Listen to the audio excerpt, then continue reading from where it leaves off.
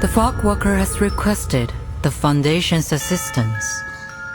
Due to a mysterious change in the smog, they've been experiencing extraordinary rates of tuberculosis.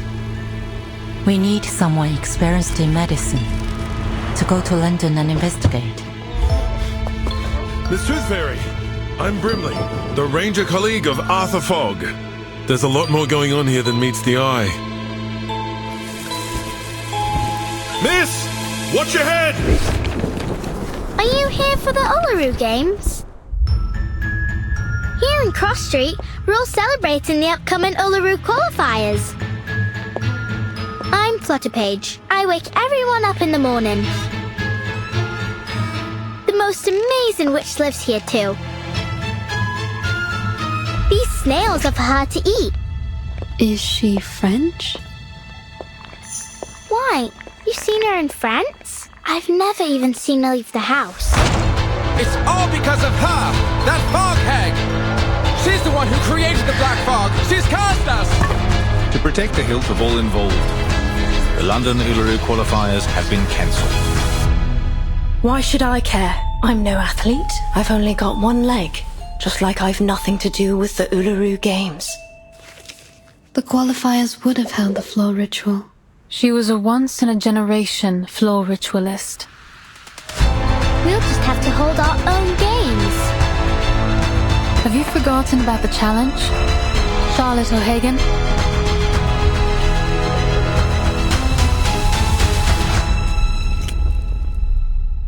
I don't care what anyone thinks.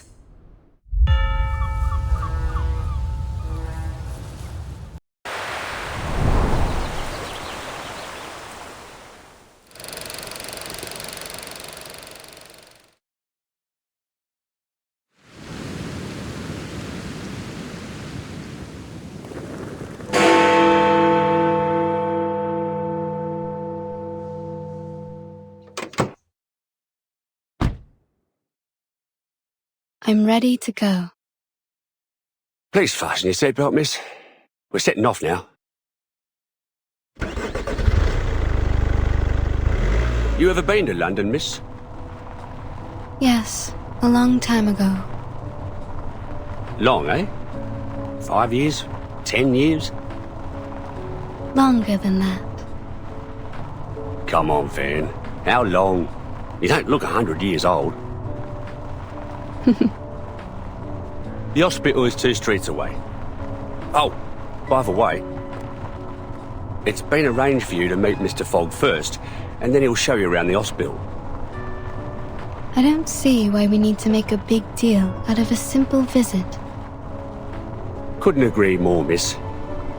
But as this is an official visit by Mr. Fogg, as a servant of the Crown, you can rightly expect that they're going to have the whole place decked out like Christmas. Thank you for taking me there directly. I will go to Mr. Fogg's office after my visit. You can leave without me. I think I'd like to take the Underground. The Tube? You won't like it, miss.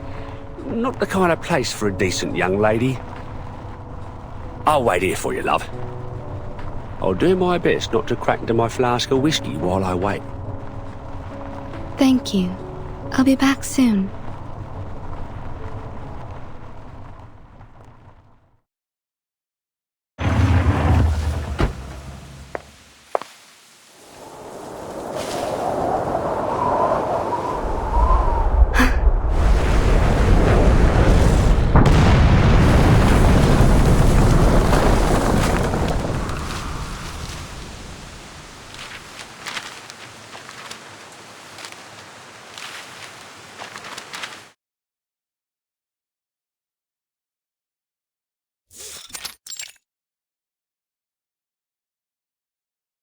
How are things at SPDM, Tooth Fairy?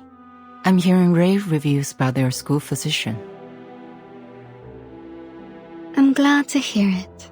Young children are particularly easy to soothe. A few candies and they behave just fine. A little toffee or a nibble of a fruity sweet and they've forgotten all about the Tooth Fairy's taste. A proper dose of sweets serves to calm the nervous system, and that doesn't just apply to kids.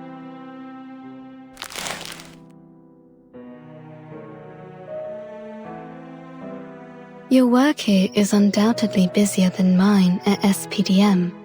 Besides, you're directly responsible for our timekeeper, the little troublemaker. But I am sure you didn't summon me here all for a little chit-chat.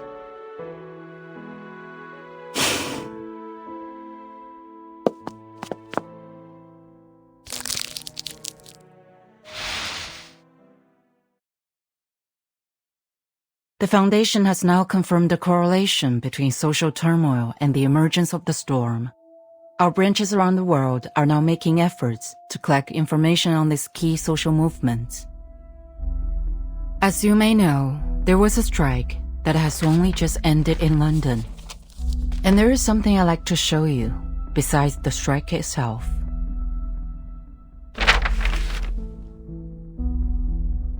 Tuberculosis.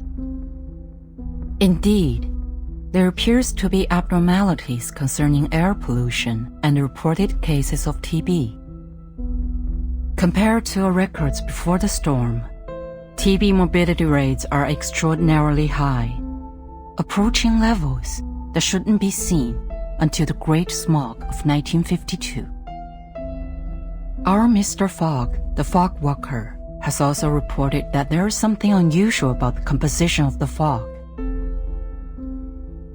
So, we need an insider with knowledge of the storm to visit London, ideally one with a medical background. I see.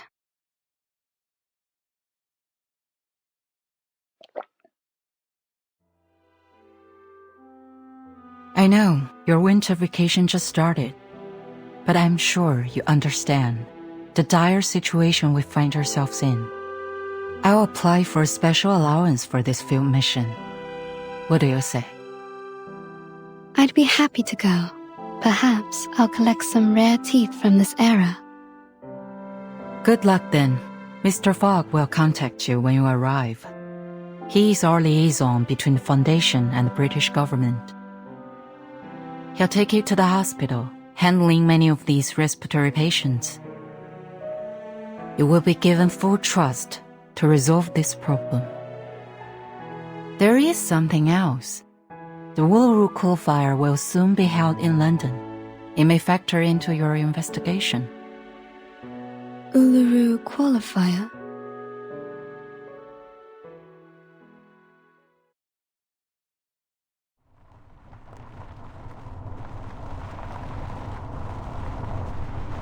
Uluru London qualifier coming soon. Arcanist Fair in Cross Street.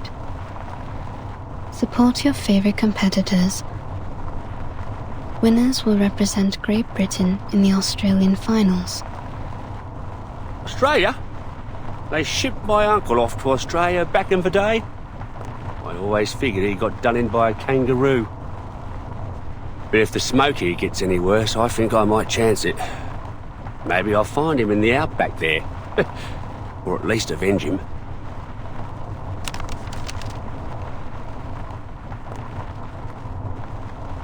That smoke seems to have severely damaged that hospital. But you don't seem concerned. We've seen worse, miss. You wouldn't believe how many houses we lose a year to gas line explosions. Nothing much can shock us Londoners. It's a city where you can meet arcanists from all over the world. Arabians, North Africans, Indians and Japanese. Who knows what kind of arcane skill they can cast. The police are on the scene now, but can they really do anything to clean up the hospital? Well, police have got their own way of dealing with things. None too friendly. I think you should bring this up to Mr. Fogg. He's one of the few folks that look out for the working man, and he's never afraid of calling out the upper class. I suspect Mr. Fogg will have known before we did. Let's follow the path of this dark soot on the street. Maybe we can find it, or its owner. As you like, miss.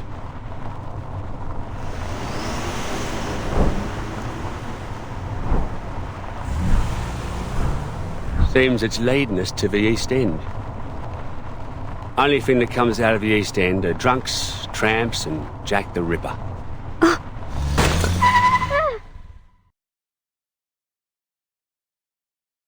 Bloody!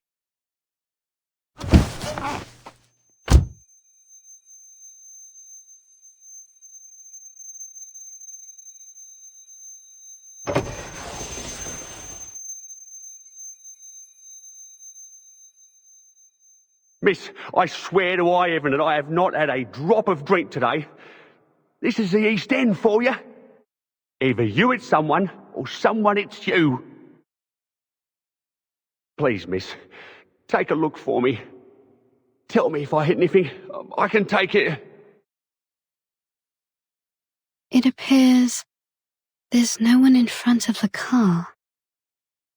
No one? I'm up here! Hmm? Look up there, miss!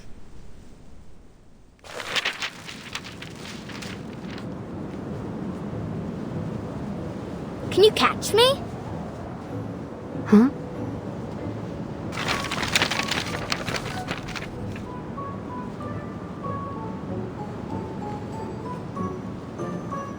She's being lifted up on the wind. Is this her arcane skill? If so, she's amazing for her age.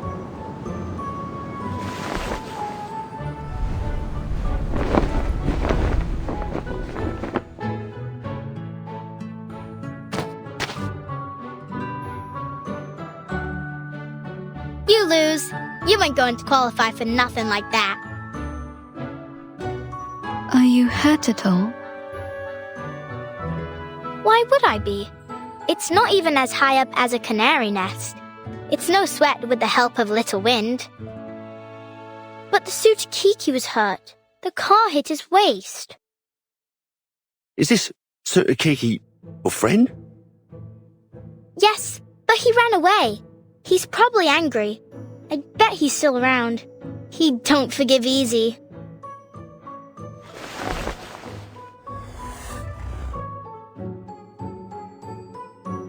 See? Over there. That's the Sutakiki, and I'm Flutterpage.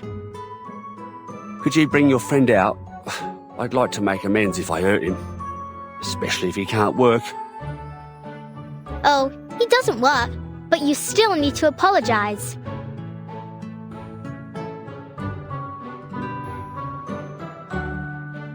Come on out, Sutakiki. This bloke here wants to apologize to you.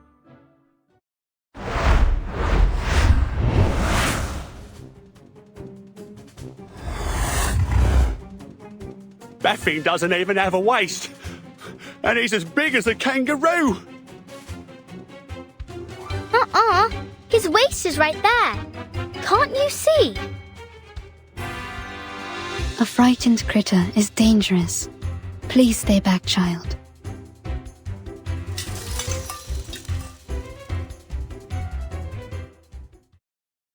Bollocks, bollocks! Turn over already, you stupid car!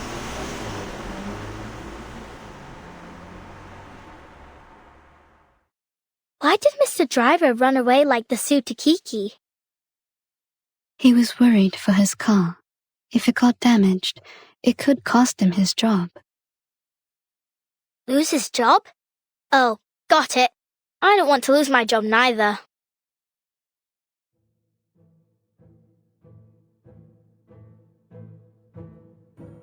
He has a car, so I wager he makes more than 6 pence a week.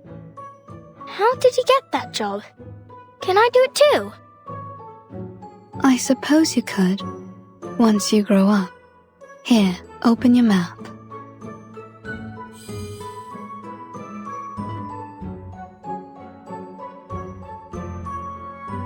What's this? You were hurt.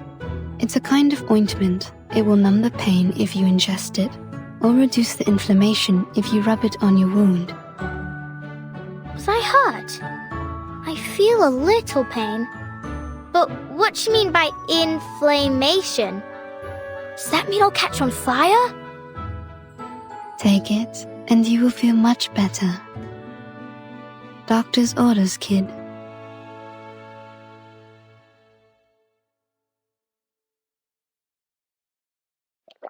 Huh?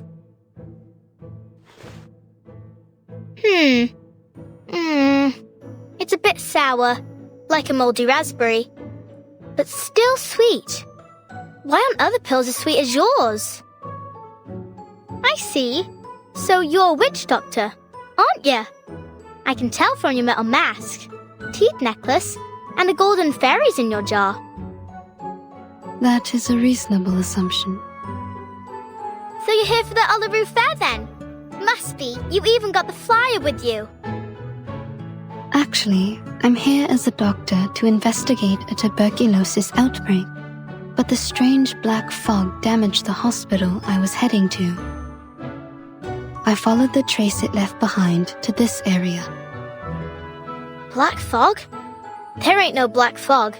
Around here the smog is yellow, and sometimes I've seen black smoke puffing up from the factory chimneys, but never in Cross Street.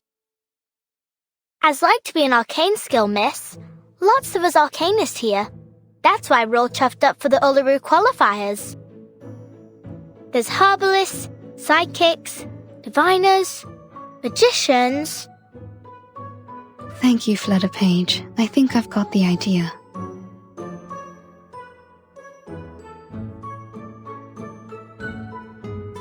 Great, then I'll show you around. You'll like it here.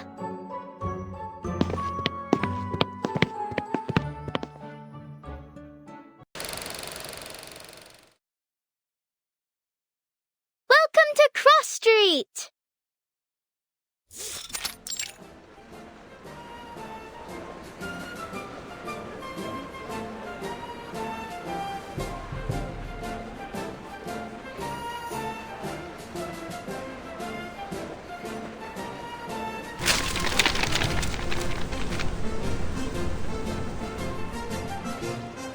Stop littering, you grimy little bug. This is the Uluru Fair.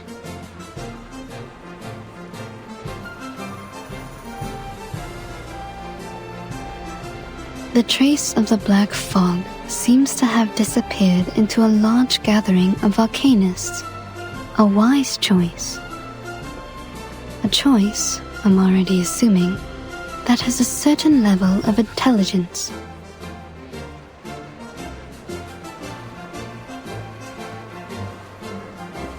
It sounds like a monster, like from Tall Tales where adults make up to scare us. But I heard people talking when I was sitting on the roof. They say it was born from a smokestack. It does appear to have a similar composition to soot. That's no good for the birds, Miss Doctor. I sure hope it don't come here. I don't want it to muck up the Uluru Fair or scare the canaries away from the chimneys. What's so special about the canaries? They always know where the lanolin snails are hiding. All I'll do is give them a bit of old bread or seeds, and they find me the snails. It's my snail catching day. Stay right there, miss. I'll be back soon as I've finished. Don't go getting off your sauce while I'm gone.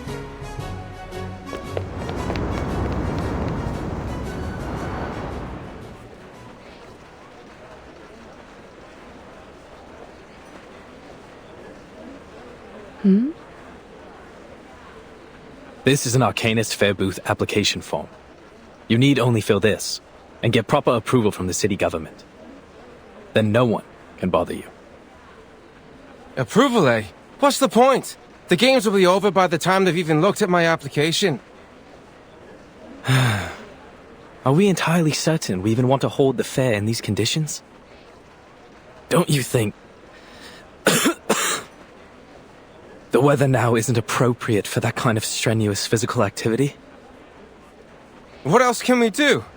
We need to earn our bread, or perhaps you could clean the air for us, eh, Mr. Fogwalker? I'm doing all that I can. Which means you can't do nothing at all, don't it? Yeah, we're coughing. But what we make in a day at the fair here is more than an entire week anywhere else. Not like we have royal allowances to rely on, unlike you. Enough of it already. Now, would you mind moving aside for the little lady behind you? She's been waiting a while. Oh, I do apologize, Miss. Miss Tooth Fairy. I didn't expect to run into you here, Mr. Fogg. The pleasure is all mine, miss. Oh, where my manners. Welcome to London.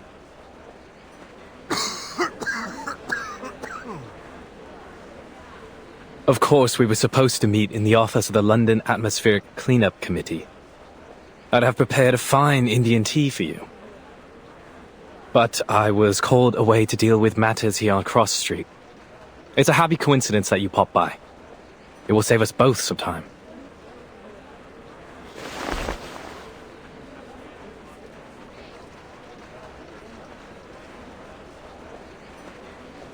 Something the matter? You mean the air pollution? Not precisely, no. Though one could say the problem is related. In fact, it seems just about every one of our problems comes down to these sticky contradictions. For example, contrary to good wisdom, the people of Cross Street have opted to continue their fare despite the obvious dangers of the fog. That's just unreasonable. You're the unreasonable one here, mate. Stop the Uluru Fair on account of a bit of fog. Fog in London. Should we cancel if there's water in the Thames next? Citizens should be made aware of the harm caused by fog and reduce unnecessary outdoor activities. Pardon me, you lot government officials?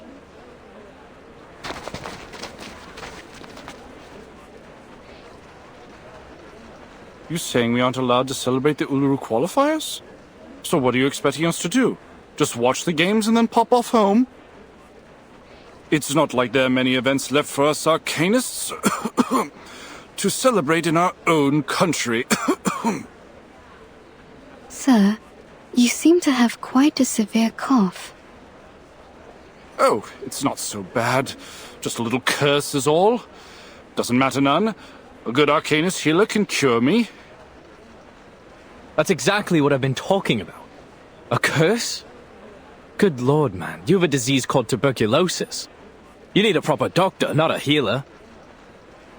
Maybe this is just how citizens in Cross Street best comprehend the disease, in the arcanist way.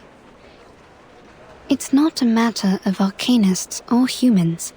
Tuberculosis is caused by the presence of bacterium in the air. It can't be cured through ritualistic purification or exorcism. You just don't get it, do you? It's not like that. If this tuber what have you is the reason, then why does my chest burn like hell? I've never heard of no bacteria what could do that. You feel like your chest is burning? Like swallowing a flaming coal it is. It all started this month. Never felt anything like this before. Like I said, there's no disease. This has to be the Fog Hag's curse. She's the one who summoned this damnable black fog. She used to be a toad before she was thrown into an alchemist's cauldron and came out as a twisted old hag that haunts our street. Could you tell me more about the black fog?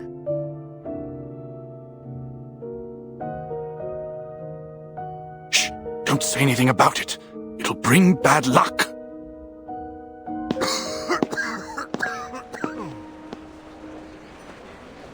So now we have a fog hag? What's to come next, I wonder?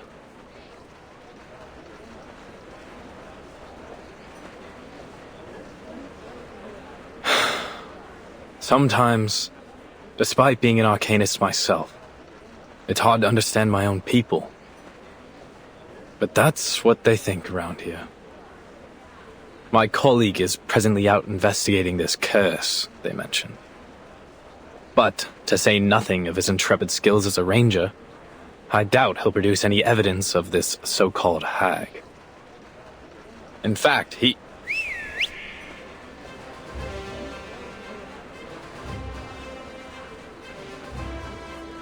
Arthur, a little help, mate. We've got trouble.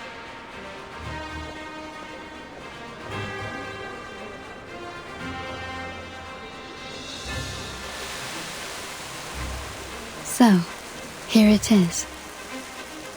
What's that after you now, old hat?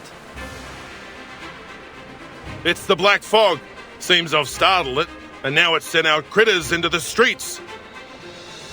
Steady on. Let's charge like soldiers of the Great Emu War. It's the hag. The hag's curse is coming for us. Those nasty critters are coming from her garden. Run!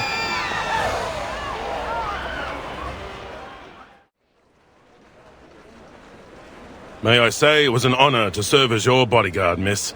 I'm Brimley, the ranger colleague of my mate here, Arthur Fogg. I wasn't hurt. Thanks to you.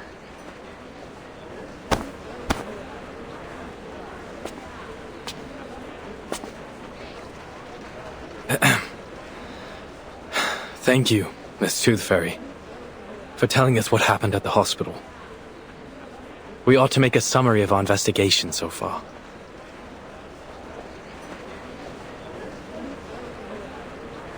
We've encountered 3 oddities thus far today. This mysterious black fog, the unusual burning chest symptom, and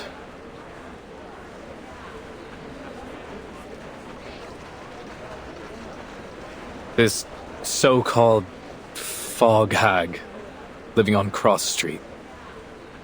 Well done, mate. You did it. You said it out loud. We may just break the ice of your soul yet. I'm only doing my due diligence by quoting the title verbatim. Back to the topic. Combining these clues together, we should assume a causal connection. The hag releases black fog, giving Londoners this variant of TB with the burning chest symptom.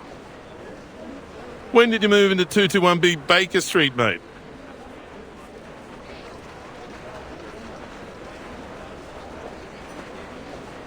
It's a reasonable speculation. If so, then the first thing is to determine if such a lady lives here on Cross Street. We'd better pay her a visit. If you insist, Dal. I can already confirm that for you. She's here, all right. Down at the house of the mangy front garden at the south end. Very well.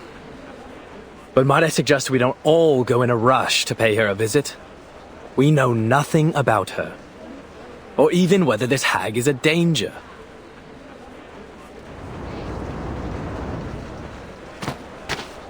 Oi, Miss Witch Doctor, you done talking to Mr. Fogg and Mr. Hat? Flutterpage, where have you been? Wasn't you listening? I was off catching snails. With a bit of help from the canaries.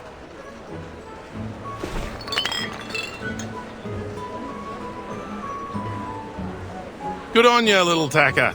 That's quite the harvest.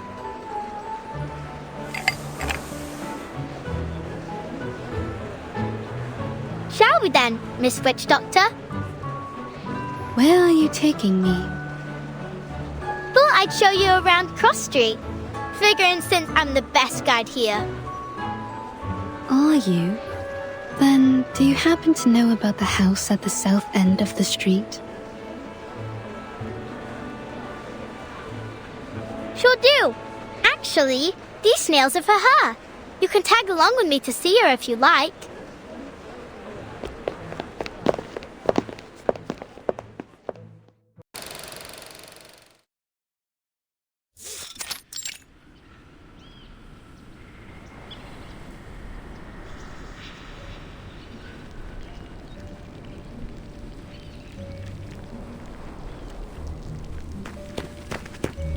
This right here, miss, is the Fog Lady's house. As you can tell, it is a very big, big house. Not like mine. Mine is small, but very high up. Steep, tilted roofs, sash windows. It's very Victorian. Oh no. Her name ain't Victoria, miss. At least, I don't think so. No. I mean, Victorian architecture is a kind of style of house. I'm saying this house must have a long history. Oh. right about that, miss. It's been here for ages. Come along then, I'll take you in.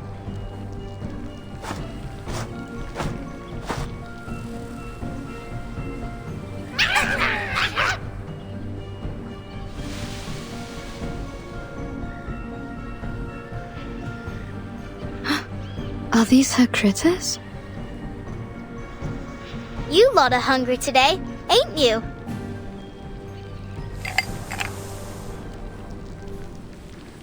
They ain't for you. They're for the lady of the house. Now please let me and Miss Witch Doctor through.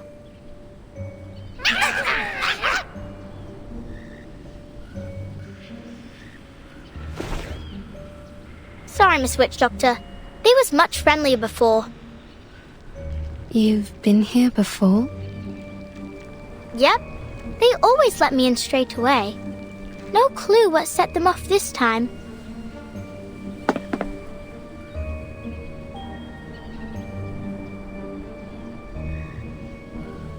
I don't rightly know what to do. I try calling her, but it won't do much good. Even if she heard me, she won't come out. You're saying she never leaves her house? Not that I ever seen. Do other people visit her? No. But you visit her often? She likes when I bring her snails. You think she eats them? All I know is I gave her snails, and then she asked me to stay around her house for a while. When she's not in a sour mood, she even teaches me some words for arcane skills. But if she is sour, then all she does is hand me some books, and I can't even read most of them. Don't go asking her too many whys. If you do, she says, "Get out!" And you got to go. So far, the longest I stayed was a whole afternoon. I see.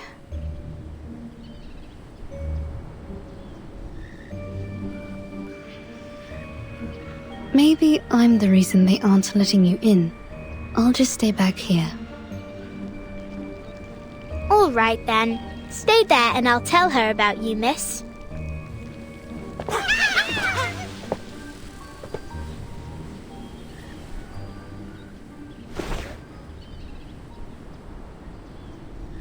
Miss? Do you hear me? Wakey, wakey!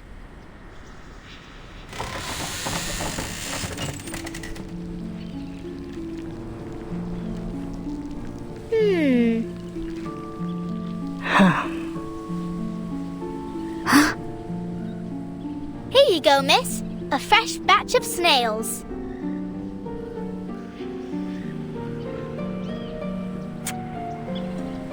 Who is this? Well, I don't know her name, but she's a witch doctor. She came here in a car with a flyer of the Uluru qualifiers, so I think she's here for the Uluru... Oh, I forgot that you don't like the word. Hello, miss. I'm here investigating the source of the black fog. You can call me Tooth Fairy. Go away. But why? I ain't asked too many whys, miss, did I? That was only my first one today. Oh. So I can't come in at all? You promised you'd help me practice my arcane skill. Then you better not let me catch you saying Uluru ever again.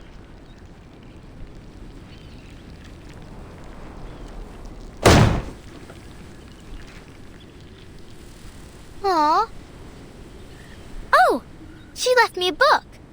Look, it's got a carbuncle on it. Come here, Flutterpage. Are you all right?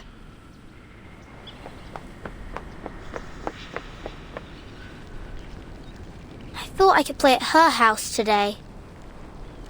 Would you like to do something else? Like what? Like, see your new friend, Mr. Hat? Mr. Hat?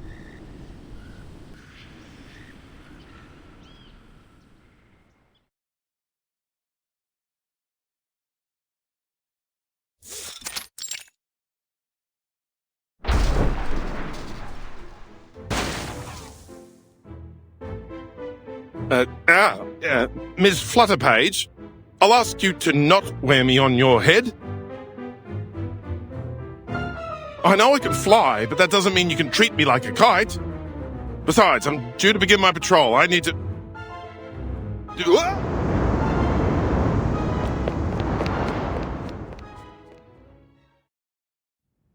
That gives us some time for business. First of all, allow me to express my respect for your adventurous spirit. A haunted hag mansion whose owner feeds on snails. To visit her so quickly on your own initiative was a bold move, Miss Tooth Fairy.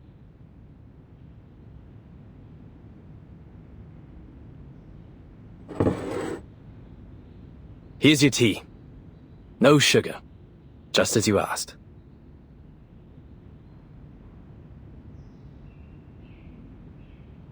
The connection between this lady and the black fog will require further confirmation. However, judging from our encounter, she doesn't seem to have much concern for the world outside her home. I also noted that the word Uluru seemed to irritate her.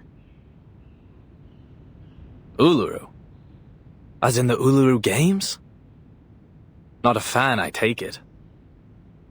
It's certainly odd for an arcanist to have a negative impression of the games, though not unprecedented. Which reminds me of this letter. I suspect our fog lady might be glad to hear it.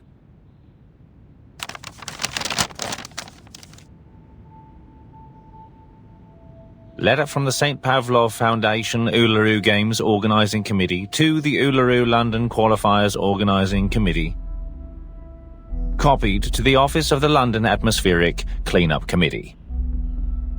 Due to the rapid deterioration of air quality in London and the presence of an unidentified arcane-related tuberculosis outbreak, we regretfully have decided that the Uluru London qualifiers will be cancelled until further notice, to protect the health of competitors and spectators. Competitors still wishing to participate are encouraged to register for the qualifiers in Paris or other cities.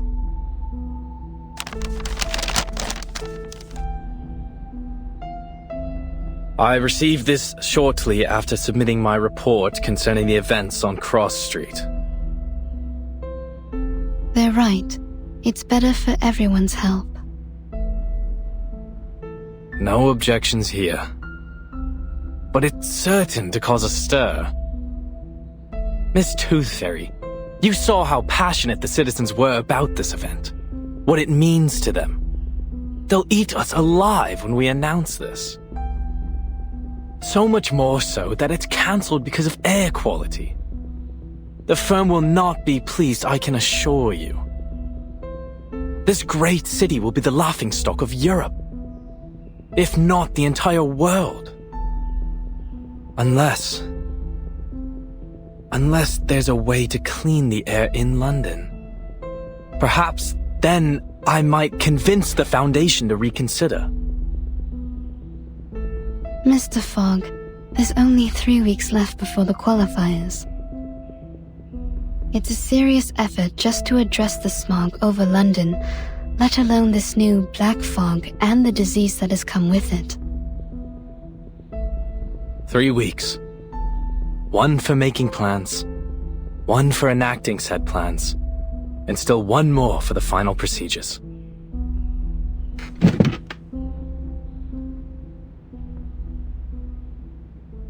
What are you doing now, Mr. Fogg? Thinking, Miss Tooth Fairy, is how I make the plans.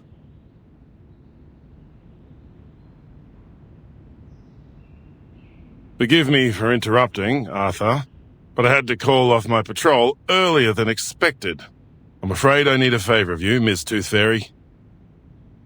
Would you mind helping us with some of the sick? After that black fog rolled through, patients with this tuberculosis variant seem to be multiplying as fast as hares in the Great Artesian Basin.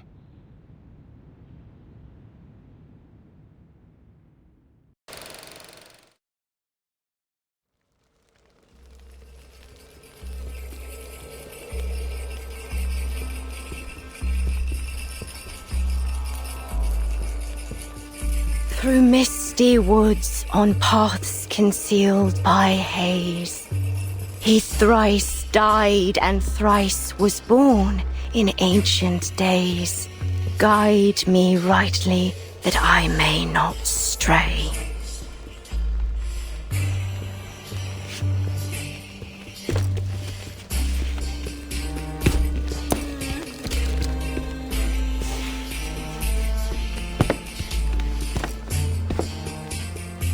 Flowers bear fruit, and beasts give offspring's way. With eyes of fire pierce through the cloudy maze.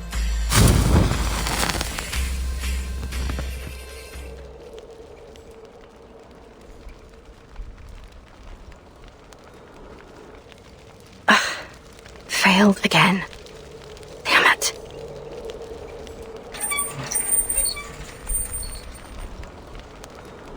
I won't get anywhere so long as I can't move right.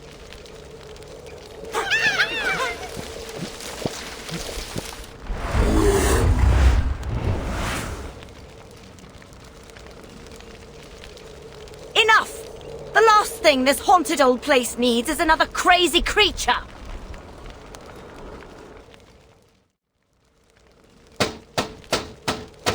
Miss Willow!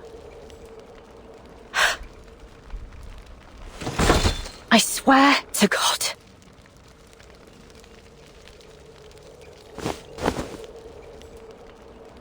Whatever thing you are, don't think I won't strangle you to death with my bare hands.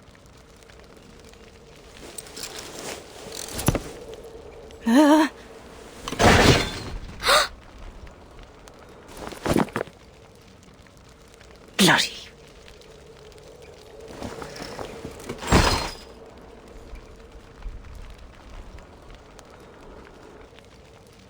You. What are you doing here? I only wanted to show you the arcane skill you taught me.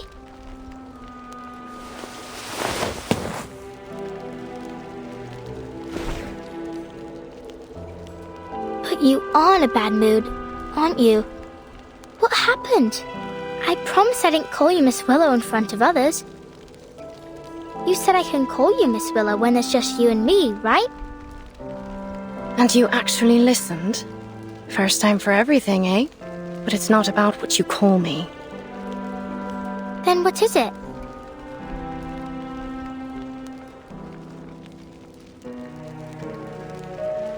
Let me help you up. I don't need it.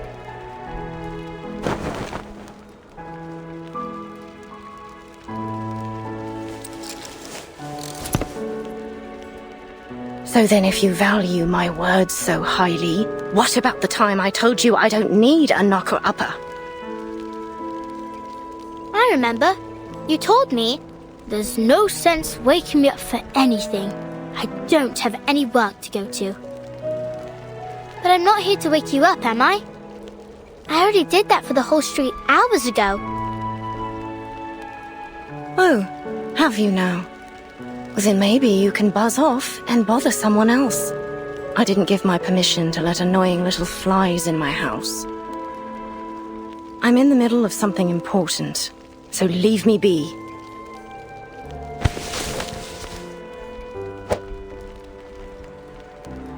Just one more question, miss. I'll be quick. Miss Tooth Fairy and Mr. Fog say you made people sick with the black fog, but I know you didn't do it. Did you? You never told me you can summon black fog. Done with all that nonsense, are you? If that's all you knocked on my window for. But if you didn't, I can tell them the truth. Or you could even help them find the black fog. You're the best witch I know.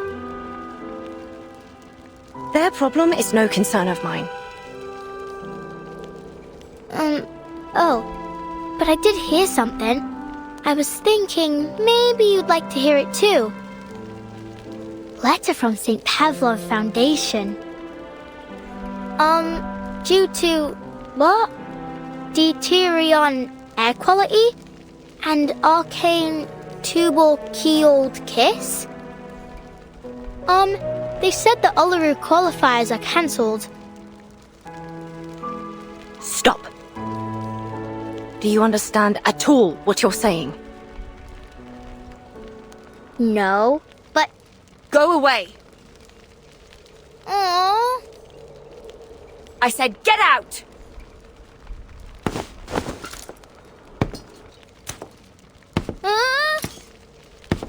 You know what I don't want to hear, eh, lass? Your voice.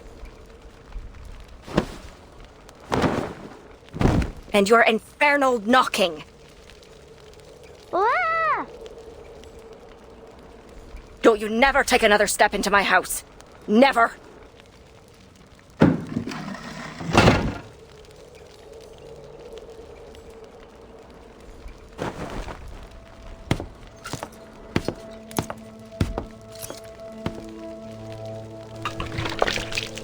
Just a wee bit left.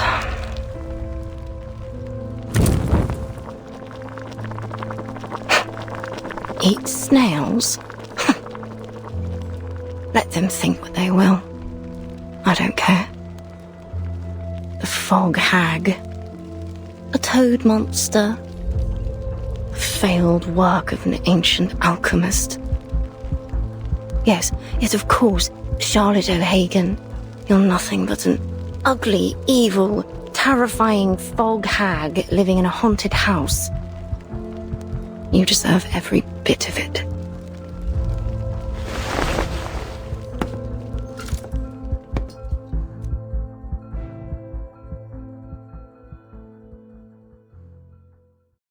What an age.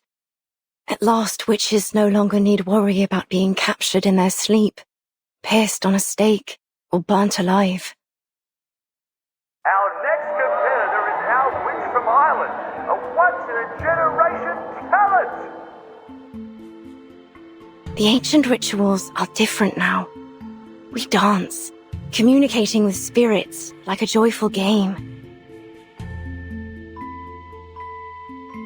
The Uluru Games! Or a graceful competition. And the winner for the floor ritual is... A desirable...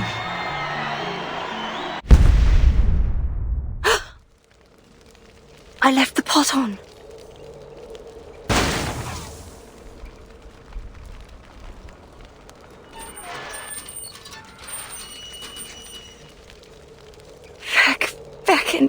Back. Fit for the rubbish now. Rubbish.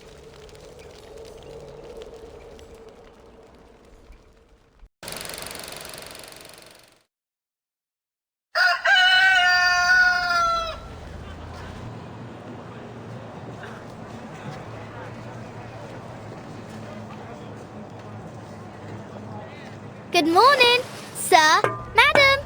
This here's your wake-up call. Rise and shine, wakey time.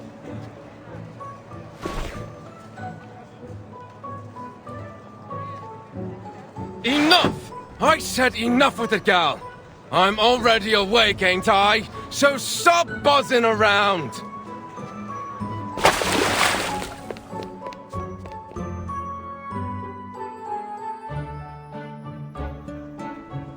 Wakey, wakey! Morning's here!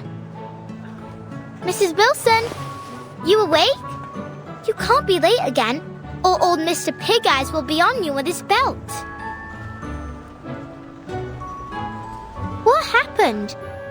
Didn't she hear me?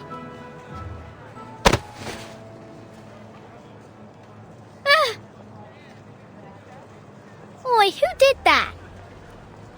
Shut up already, Liberty. Didn't you know Mrs. Wilson was sick? She's sick? What's wrong? Doesn't hurt like swallowing a burning coal, does it? Who told you that? Yeah, maybe. Plenty of folks have been getting that too. My dad says it's a curse. It's not a curse, dummy. I'm no dummy, Liberty. You are, believing anything what that hag told you.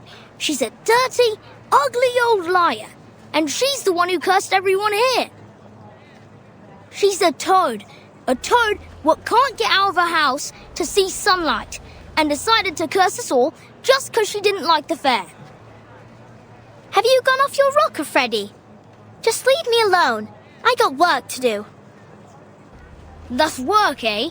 You call knocking on people's window work? I climb up in the steam turbines to tighten up the screws, and I clean them chimneys from the inside. Think you can do that, eh? But I don't want to tighten screws or climb up chimneys. I don't like the smells. Oh, so you like the smell of this black fog, do you? All thanks to your wicked hag friend. Go away.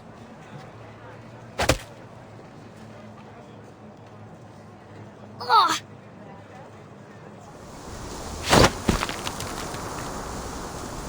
Huh?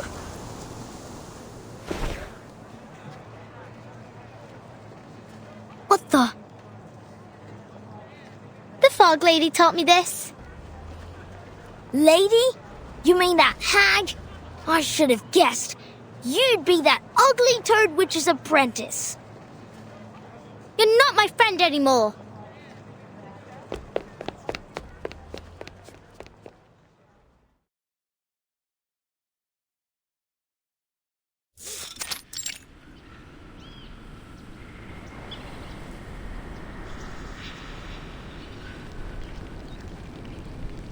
It's not snail delivery day, but after she threw me out of the house last time, maybe I'll go apologize. Maybe then I can learn some more tricks from her, or at least read her books.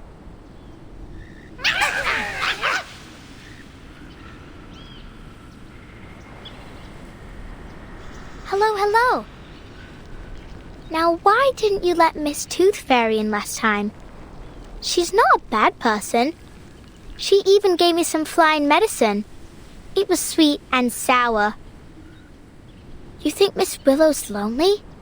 She needs new friends, and maybe some flying medicine too.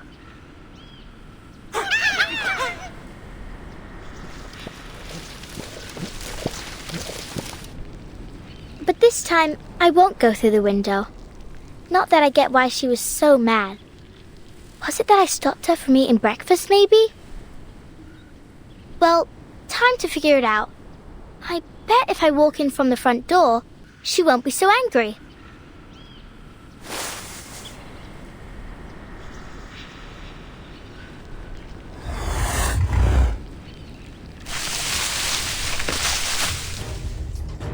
What's wrong?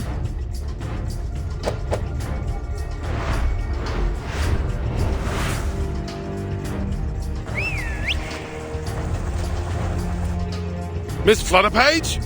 What in the blazes are you doing here? Good Lord, I hope you didn't get hurt. Mr. Hat! Miss Bartley, I'd advise you to please stay a safe distance back. No. Just look at the state of this garden. Oh, Charlotte, what have you been through to fall this far?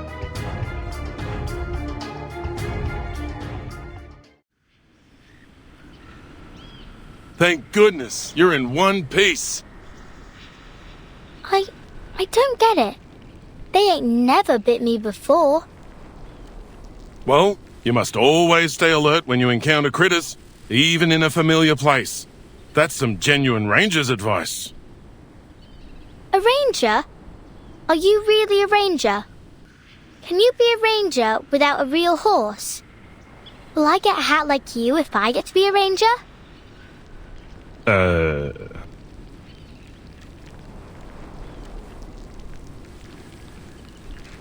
Hi, miss. Are you here for the lady living here?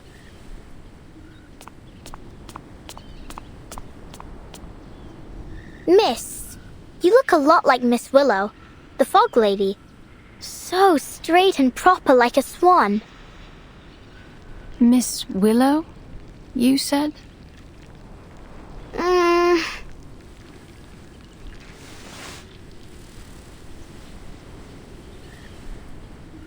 Yes, Miss Willow. Did she say you were allowed to call her that too, miss? Allowed?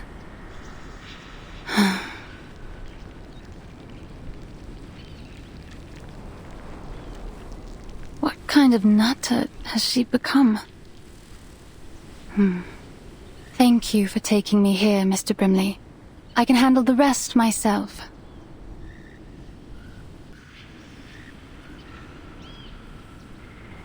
You're welcome. Let's go, shall we? Hey, little tacker? It's not safe to leave you here. I'll escort you to the hospital. Miss Tooth Fairy needs your help. All right.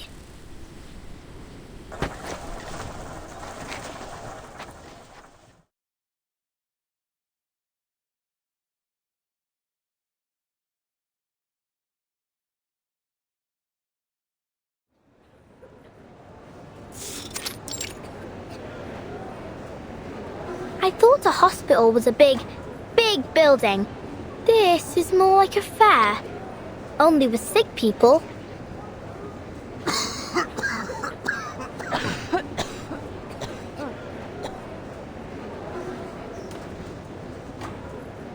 Well, you're right there, mate. It's not your typical hospital. Arthur's calling it the London Emergency Relief Centre for Special Tuberculosis Patients. But it's still kind of a hospital, ain't it?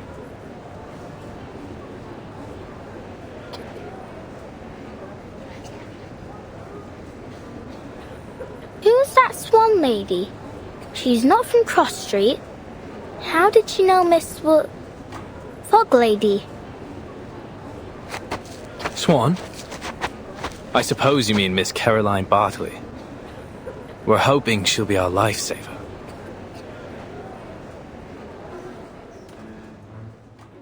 Lifesaver? Exactly so.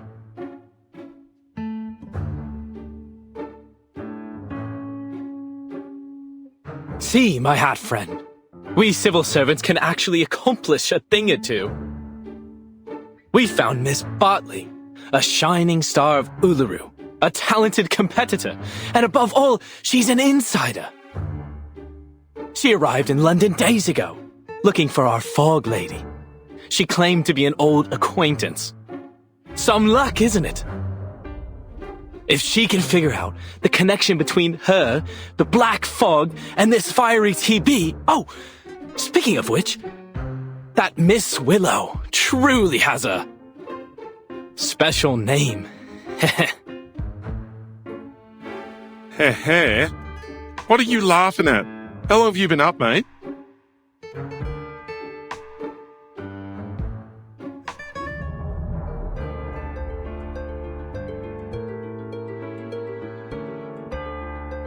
Sleep? Who needs to sleep at a time like this? I'm more than energetic.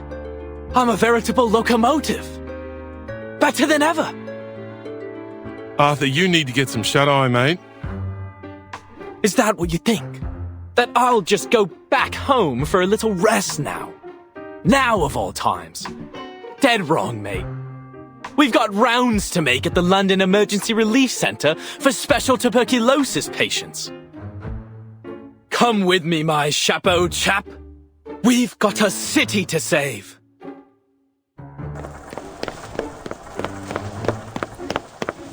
Oh, all right. Miss Flutterpage, go find Miss Tooth Fairy, would you? She said your arcane skill might be of some help.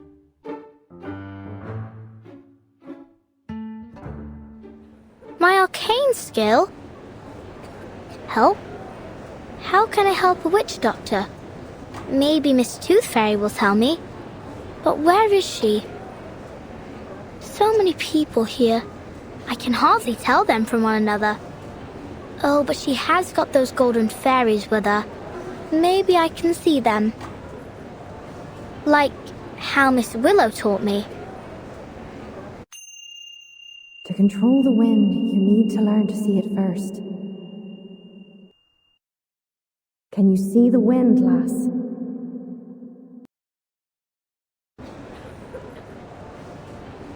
Only when it's blowing something around, like dust or old paper. But I ain't got nothing like that with me now. I used all of it when Freddy tried to catch me. Is there anything else I can use?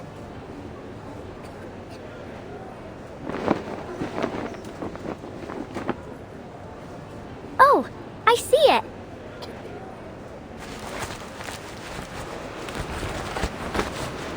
What of this wind, eh? Where's it coming from? Oi, me hat! Please, is there any good Samaritan who can spare a blanket? Oh, God bless you.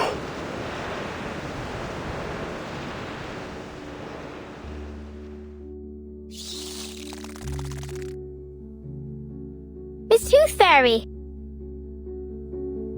Letter page. There you are.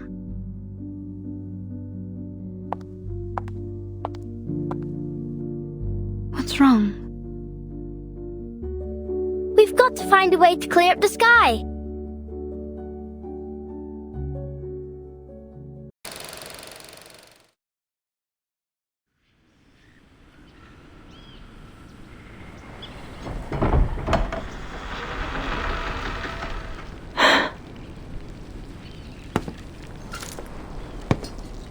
It's been near a week.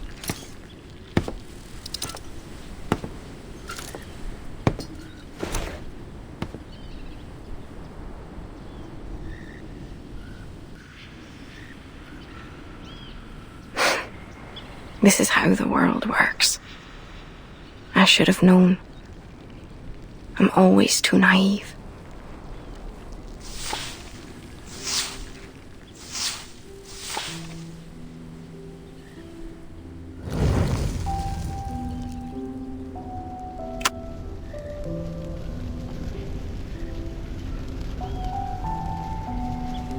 A dead mouse. Classic. Sure to disgust me.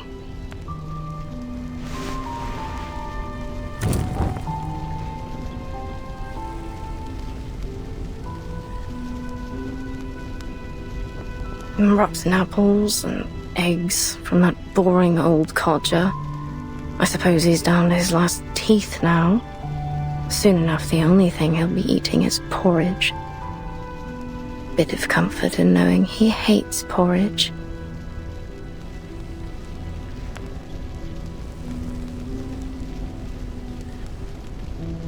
Hands burnt by steam. It's a curse. Bumping into ghosts during the Samhain. Curse. Lost everything betting on the ponies. Each and every misfortune must surely be Willow's curse.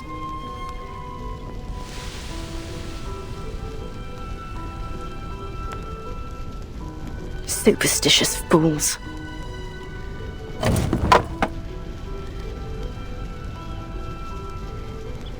Shysters.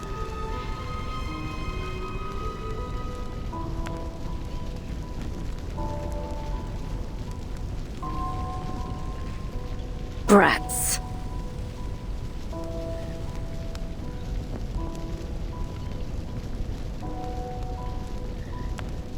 Oh, well now these are new, aren't they? Blood-stained rags. Wonderful. Sooner or later, they'll all cough their lungs out.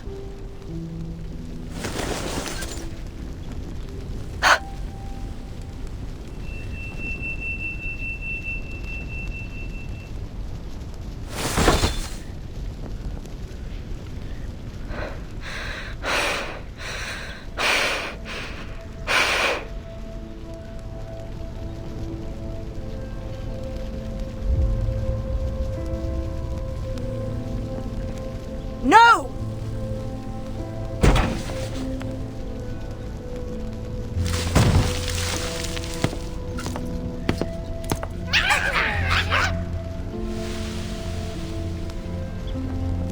Away with you!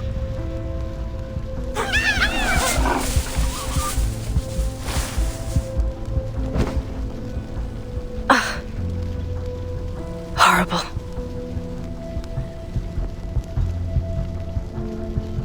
No, I don't need to cast my arcane skills. Stand up. Stand up. You loser, you.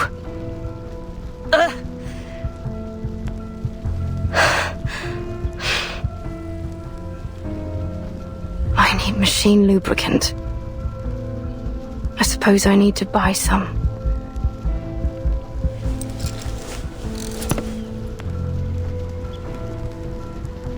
I can do this. I will do this. All by myself.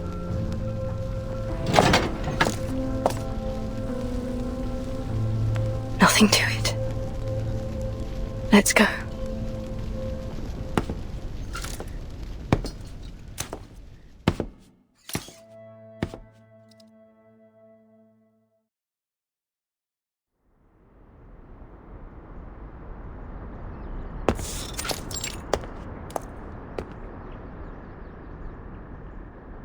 Shop closed due to illness, while the owner has gone to Miss Tooth Fairy for treatment. Please leave your name, order and address on the list below, and we will deliver it to your home as soon as the owner recovers.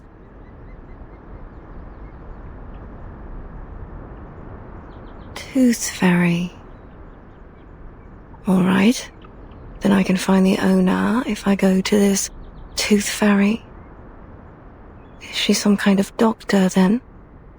Not that she could treat what ails me anyway, eh?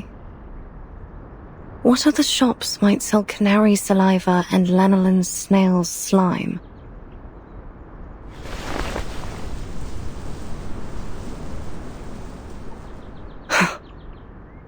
All this time I could have done this, if only I hadn't relied on others for so long. There must be another store for arcane supplies. But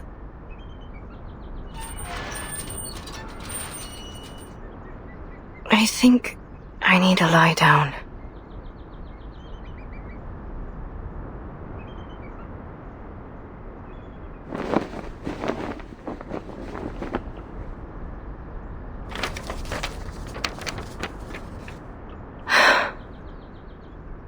Sports fanatics, black fog, strange tuberculosis.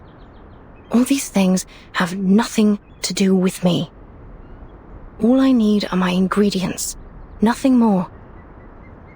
I ought to just order what I need as a home delivery. Ask them to leave the package at the entrance of the garden once a week. As for the fees, I'll just have to sell all me old medals. That'll be enough to support me until I become a proper hag. Then I can never leave my house till the day I die.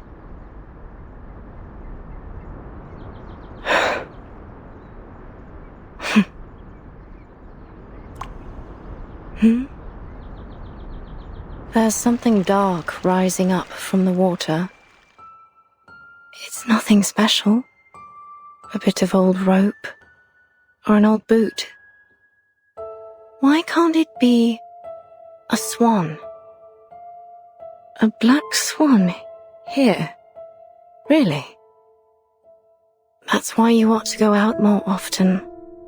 Else you'll miss these precious moments. A chance to see something special, like a black swan. Look at it. Some creatures are born with these smooth, pitch-black feathers. But it's only under the sunlight that you can see their iridescent shine. That's when all the other animals can only look on and feel themselves inferior. They can never stand out from the crowd in the same way. Your silence is an answer. I know it, just as I know every time you lash out and curse, you're cursing your own failure. Walk closer, Charlotte. Why don't we take a better look at it? Look at its gracefully long neck, those magnificent wings, and how it glides across the water. All swans are beautiful, but only the black feathers make it truly stand out. It brings back some memories, don't it? The feeling of being one with the swans and the flow of each step of our dance. We were so close to perfection. All we needed was for you to spread your wings and fly. Fly to Paris, Cairo, Istanbul, and eventually to the Uluru Rock. Then it comes to me, and I can hold it in my arms, lift it above my head. This perfect, shining golden medal, standing on the Uluru Rock.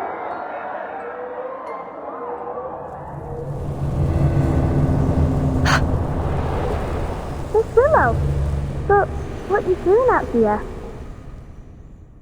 You've got to move. Black fog is coming straight for you. Ignore the noise. Eyes on the swan. It's only a tacky white swan covered in soot.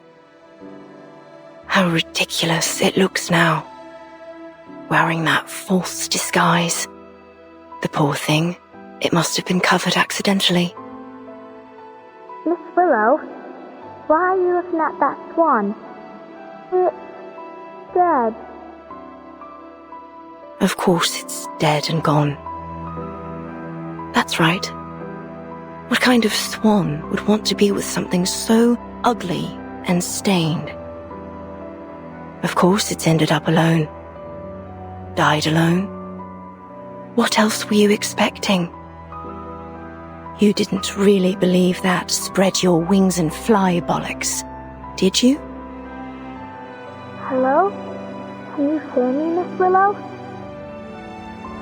You ought to thank the black fog for lifting your illusion. Now you can see it rightly.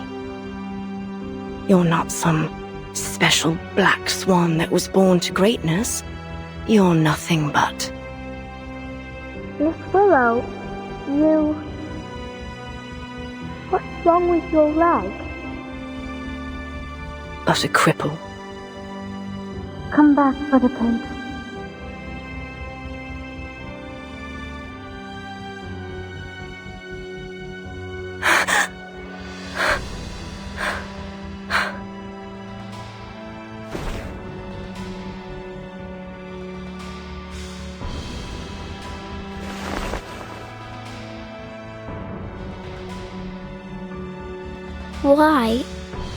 Why didn't you tell me about your...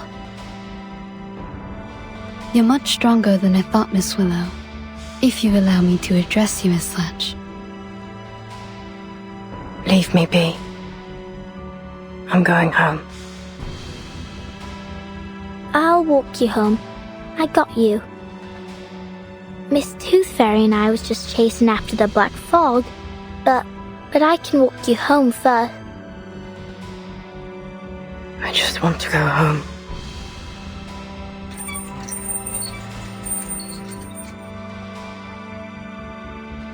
I'll go with you.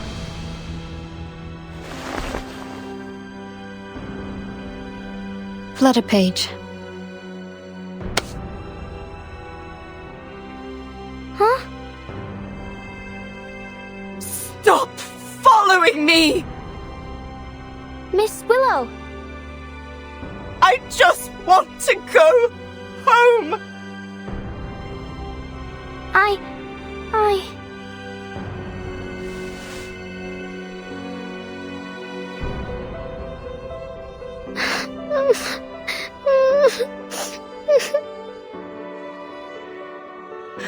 I don't want you to follow me.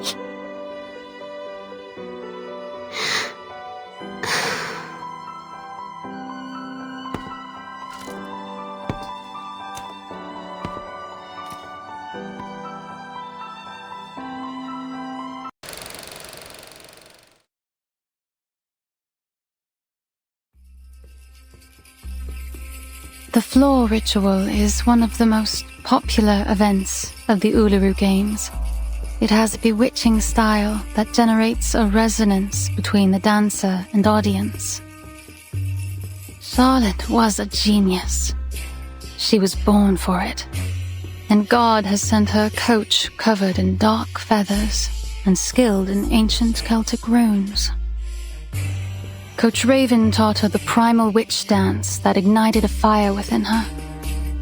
At least, until that tragedy 10 years ago, which took her leg. Coach Raven had given her a pocket of flower seeds as a reward for all her diligent practicing. It said they were from the druids in the forests of Glastonbury. I guess she planted them around her house and got this garden.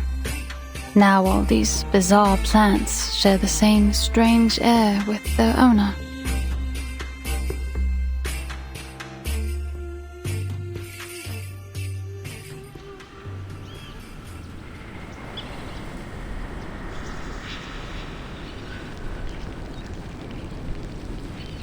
Thank you again for having me over.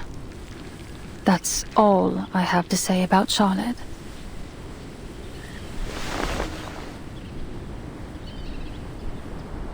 What's a druid? Is it a place? Do they have canaries and snails there? A druid isn't a place. It's a title. An identity. Identity? Oh, like a name. Just like Flutterpage, right?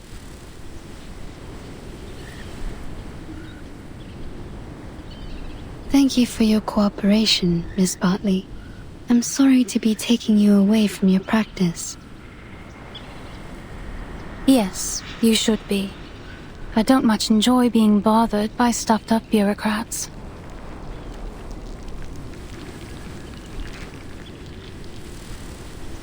But if you ask me,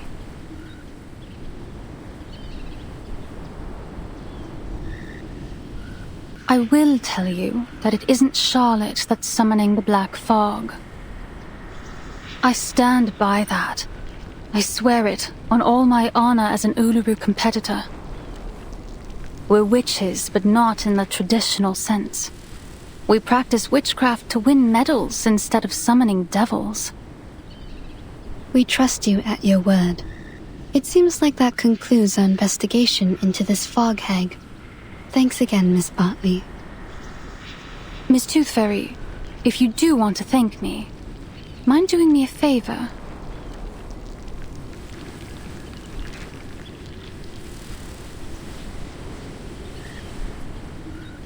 Please do something. Anything to bring her out of this hole she's dug for herself.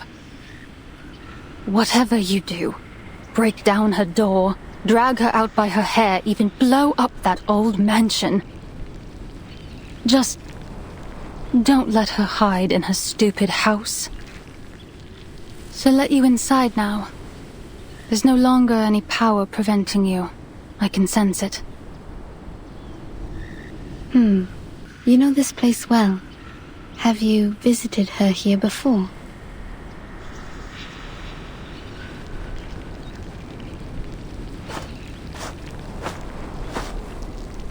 I think Miss Bartley wants to come in with us. Maybe so, but she's made her choice. She doesn't want to join us inside.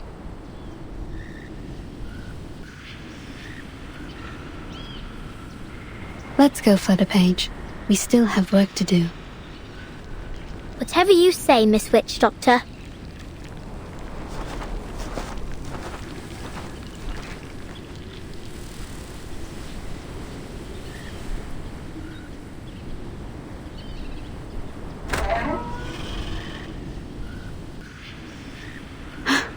The door isn't locked. Let's get inside.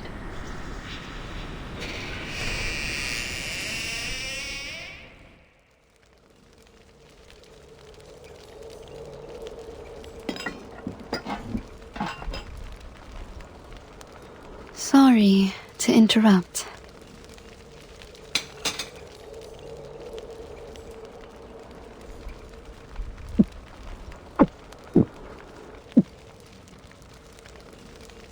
Diets high in sugar and fatty oils may well lead to stomach illness, Miss O'Hagan.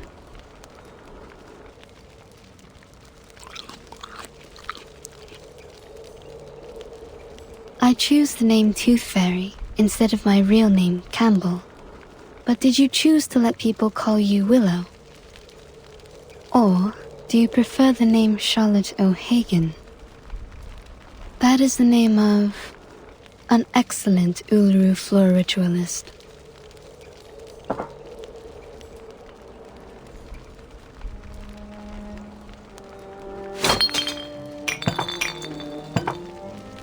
Tooth Fairy. Some kind of doctor, right? I think your prescription is a little fuzzy. I'm no athlete. I've only got one leg. This Charlotte has nothing to do with Willow. Just like I've nothing to do with the Uluru Games. So far as I know, the Uluru Games do not exclude people with disabilities from full participation. To be sure, but only if you enjoy parading yourself around for embarrassment. I think I'll pass, thanks. No one should feel embarrassed by competing, least of all the competitors challenging themselves. That is the point of the Uluru spirit.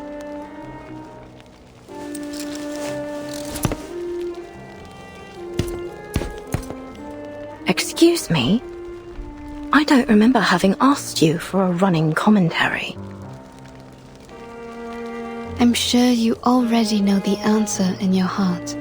You have wisdom and experience. Who even invited you here? It's time you leave. I'm here representing our mutual friend, Flutterpage.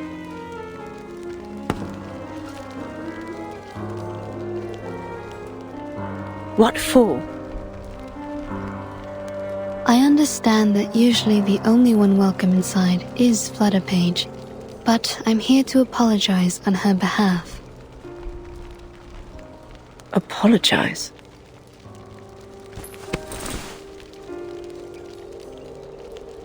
What's this? An apology gift. She ran off a little before sunrise to collect these for you. She collects these arcane creatures you use to make the lubricant for your prosthesis, right?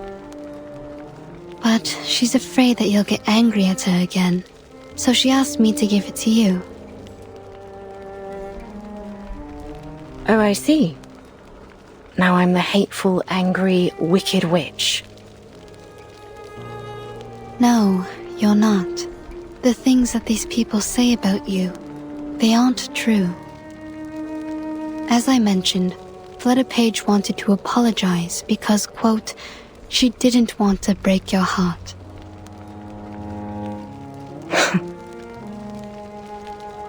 Miss Bartley has told her many things about you.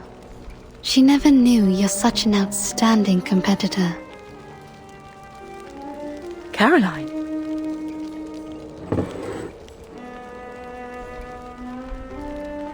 So, will you accept her gift?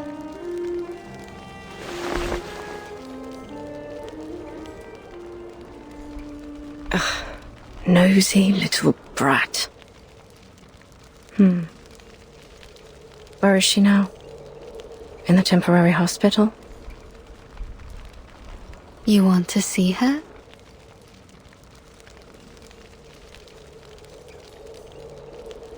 Don't push me!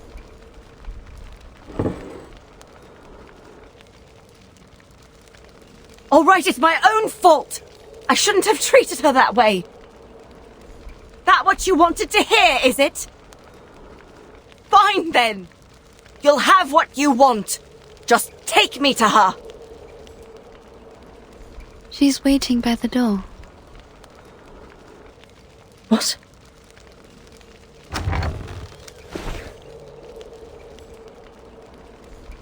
Miss Willow.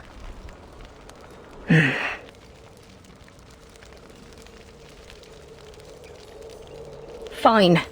Come on in then.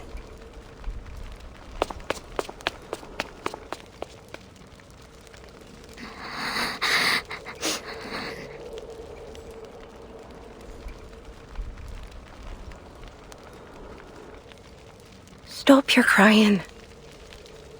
Listen, I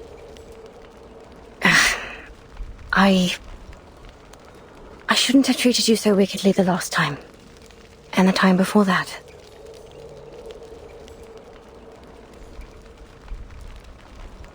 Now would you stop that crying? At least not here in my...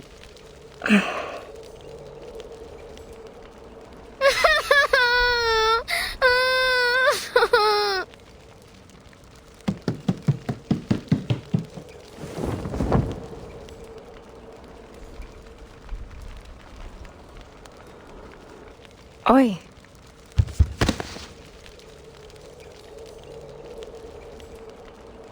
I'm sorry. I'm really very sorry. I swear I won't break into your house no more. I'll only come in when you let me. I'll do anything you ask. Say anything you need me to say, miss.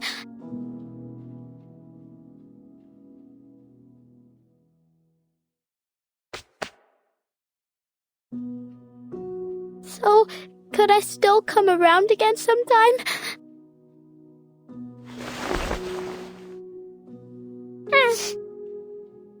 Stop your crying first, lass. Okay, I'll stop crying.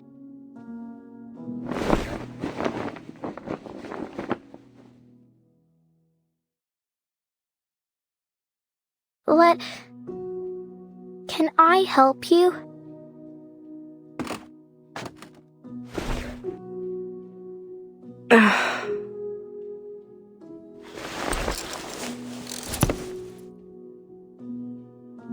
Enough. Enough. I've had too much of this for one day.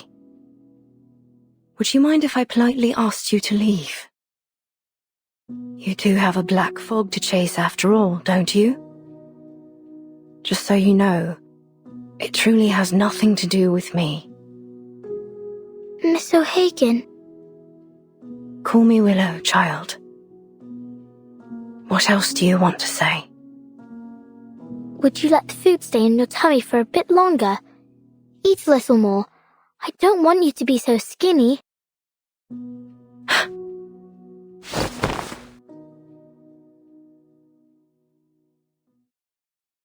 All right, now leave me be, please.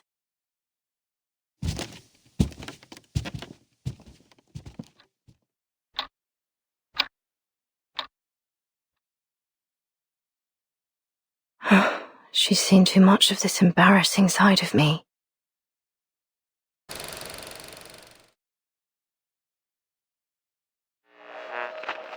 So, I dreamt of eating a marshmallow last night, but it tasted like rubber.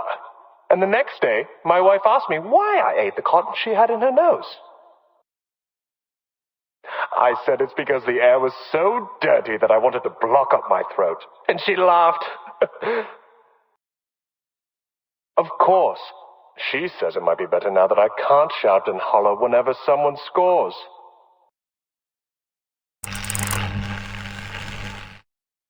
These are the highest level of professional arcanists. Their abilities lie far beyond the limits of our bodies, our perception, and everything else. Arthur, mate, do you know what you're doing? Go on, then. Be a little louder. May as well let everyone know a trusted servant of His Majesty's government and his talking hat are hiding out in a pile of litter. Oh, that's what you're worrying about? I guarantee you, no person in their right mind will think that a brilliant mind such as yourself would decide to hide in a rubbish pile pretending to be a potato. Ha ha. Since when did you become a comedian? I learned from the best, mate. Once I'm back in Oz, I hope to be awarded the title of Duke of Sydney Slapper. Not that anyone gives a toss about titles of nobility back home. We've got more important things to worry about in the Redlands down under. You know, Brimley, old chap, you don't have to be a duke to be above people. All you need is someone tall enough to wear you on his head. Bloody oath, mate. Like I'd let anyone pop me on their head. I'm an intelligent being, not a bloody accessory. Shh.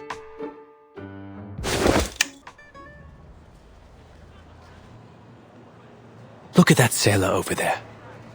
See the ropes in his hand? That right there is presently the most valuable material in all of London to me. Right, a bit of rope. And what about it, mate? It's essential that I have it for my invention. We'll just wait for him to throw the ropes into the pile here, and then we'll be off. Just as simple as that. Come closer. Closer. Ready now. He's nearly here. It's no longer useful to you, son. Just throw it down.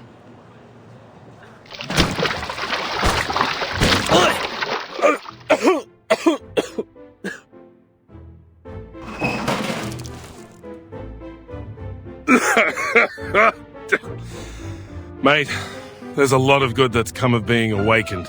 I treasure all the adventures we've shared. But I'll tell you right now, I wouldn't have awakened if I knew I'd end up in a rubbish bin covered in fish guts. Just a little mistake. Just a little mistake. What are all these for, exactly?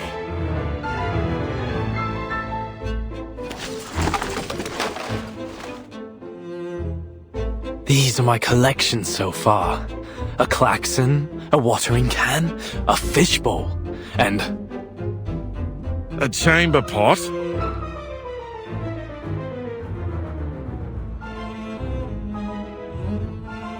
You've gone full bonkers, mate. You're the fog walker. Aren't you ashamed of hiding in rubbish, stealing old junk? It's not junk, old chap. Every piece here will be invaluable to our work.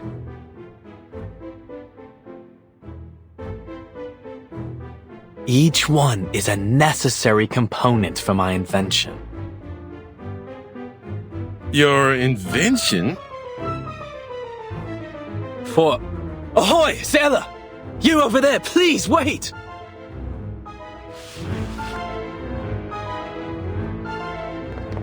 Would you mind terribly leaving us those old ropes you've got there? Good lord, he's bound for the sanitarium at this rate.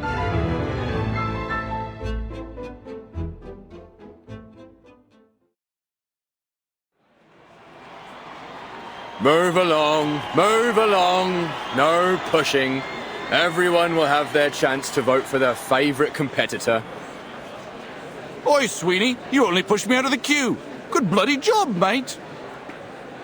I'm voting for number 007, Molson. Molson? The first timer? Not all your life, mate. I'm down for 005 Bartley. She's the top seed.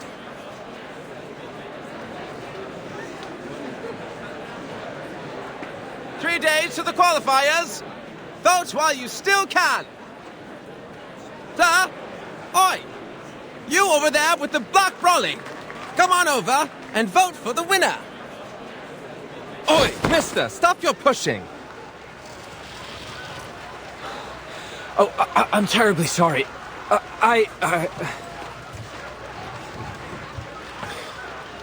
Sorry, mate, we're on patrol. Sir, we've a situation over there. Let's follow them. Now introducing the competitors for the Uluru London qualifiers. Bartley!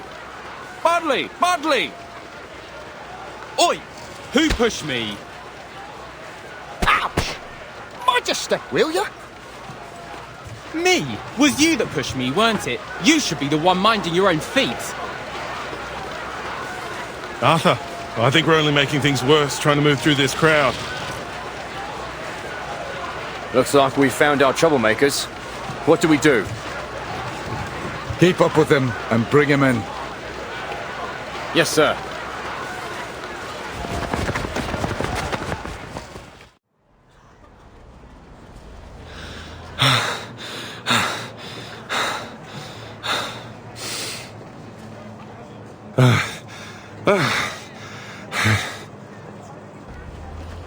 Arthur, Next time, don't get me involved. I think I'm feeling sick. But he gave us the rope after all. Stop right there! Seems you two rough sleepers are wanted in connection with a fight breaking out on Cross Street. I'll ask you to come quietly and cooperate. Mate, say something. Wonderful. Now I have everything I need for my experiment. The properties of this sea-worn rope should be able to conduct the large particles into the purification vessels. Mate, shut your gob for a minute and listen. Yes, perfection. But how to measure and screen the size of the particles? We will need more sophisticated equipment. Huh? Why am I being handcuffed? Because you're being placed under arrest, sir.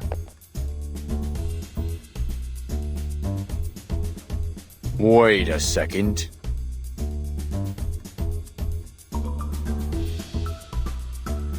Mr. Fogg, is that you?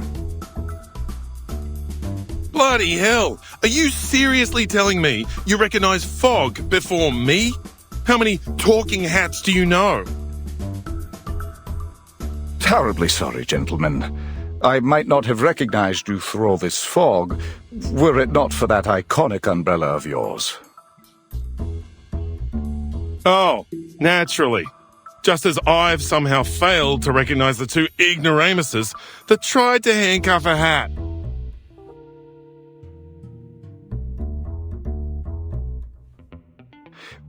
We're sorry again, Mr. Fogwalker and Mr. Brimley.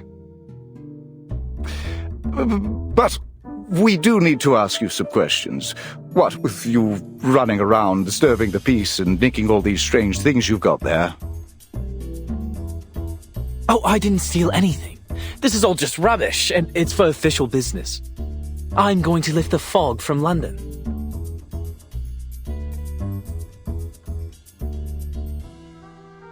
I see. All just a terrible misunderstanding, then.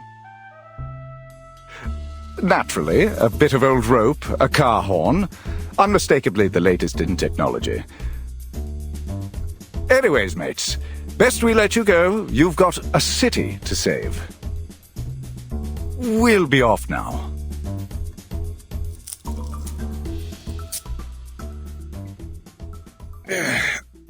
Glad that's over. I'm no fan of handcuffs, even if I don't have any hands. A little quiet, old chap. I'm just in the middle of a thought. How might I assemble it?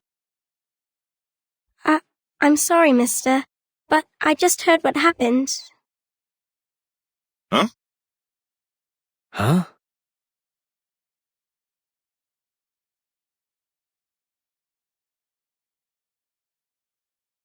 Did you say lifting the fog, mister? Are you really going to get rid of the big, scary fog monster?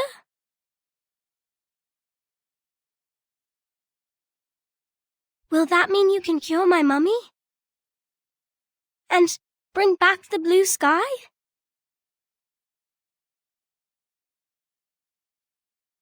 Right? And then we can still have the Uluru Games, right?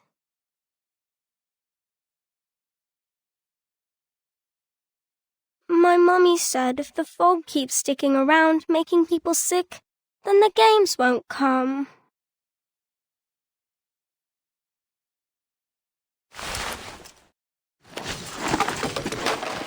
Mate, this really isn't the time or place. A klaxon, a probe, a spoon, and a spool of weathered rope. Assembled like so, perhaps using a large pot or a baby's bathtub.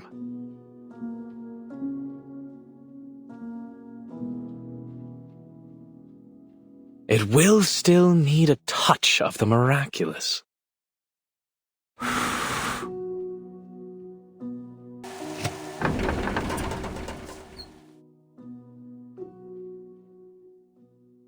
Voila! It's breathing.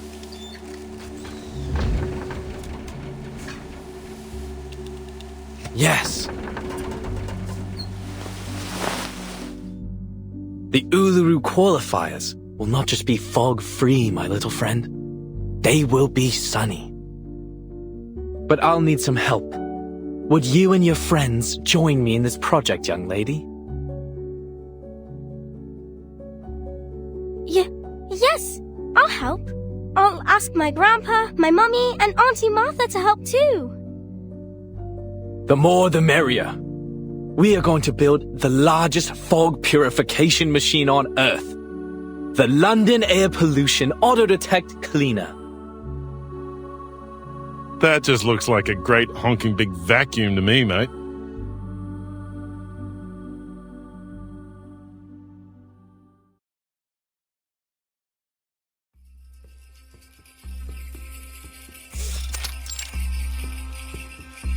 Thulis, Sulis, all life's offerings I bring, as sacrifice to you from the growing spring. The light will sprout within the world's egg lay. Your endless quest brings parents' joyful day. Parents' joyful day. What are you, a parrot?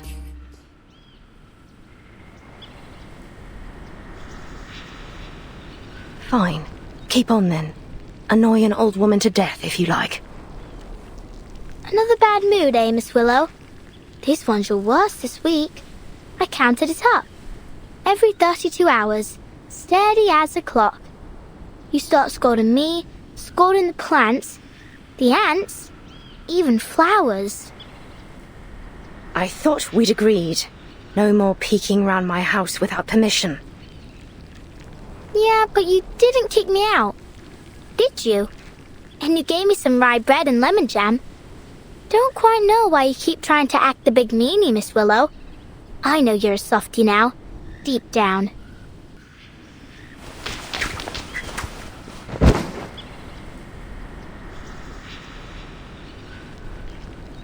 Miss Willow!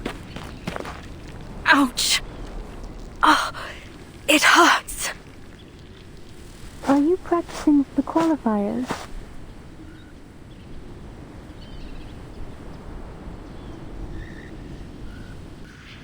Hello again, Miss Swan.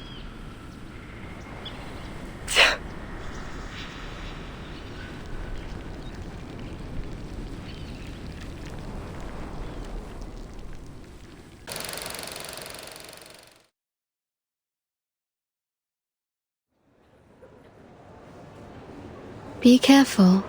Now you can spit it out. Right.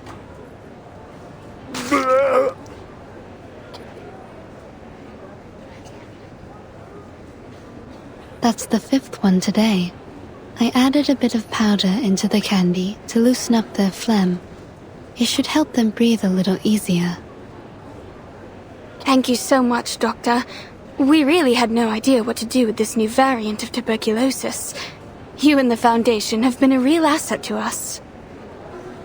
You're welcome. This is a matter of vital health for all of us. I'm very glad to see the treatment is proving effective. And I hope that our clinical experience here might contribute to solving this fog curse as well.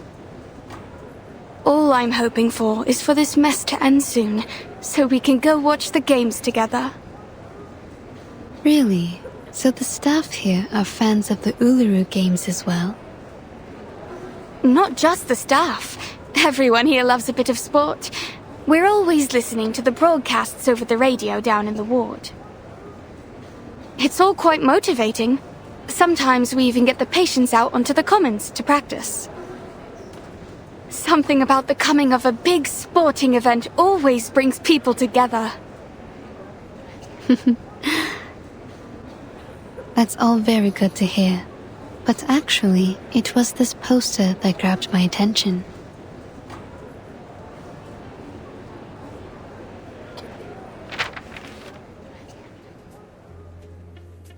That's her. gorgeous, isn't she? May I ask who she is?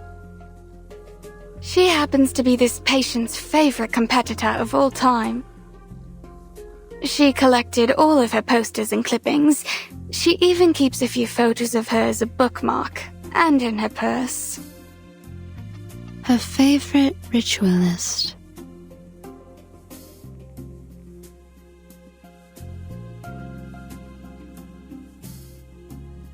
Looks like you haven't had a proper guest in ages. Have you forgotten how to make a cup of tea? You like to presume, don't you? So why are you here then? Just to enjoy the sound of a door slamming in your face? Oh, how terrible of me for wanting to visit an old friend. So then, Miss Bartley, you came all the way down from Yorkshire just to gawk at an old rival? I should feel lucky, should I? Truth is, I don't care to chatter about with you. Not now, not ever. So you can just turn around and march yourself home. Flutterpage, back to business.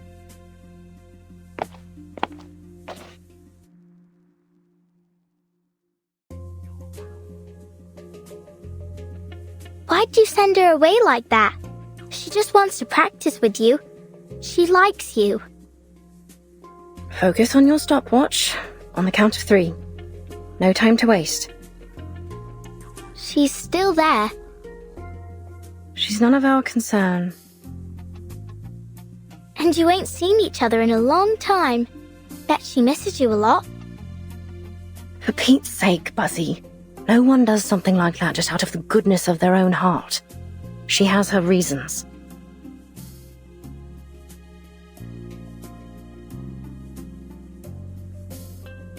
Charlotte, you know she's right. I have missed you. I want to see you. But if you really want to know the reason, I want to challenge you again. The question is, do you?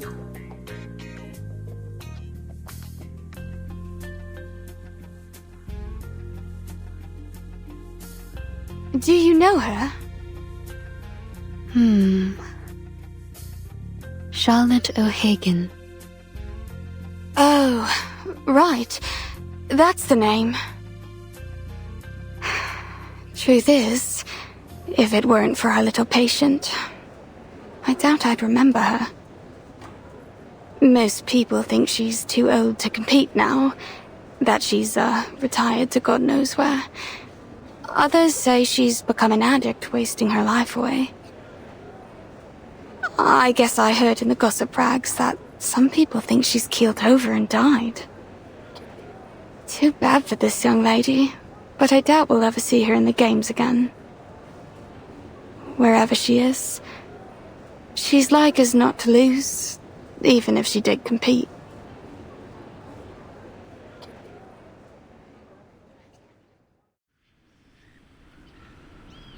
You just want to announce to the world you've beat me, eh? Think that'll be a fair challenge, do ya?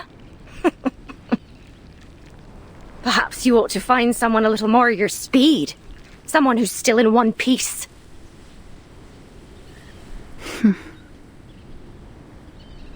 Again, Miss Bartley. Please turn around. I haven't any sort of tea you'd like.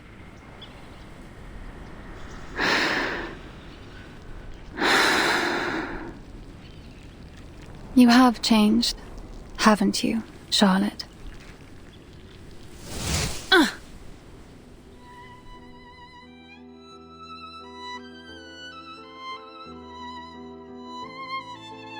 What the blazes are you doing?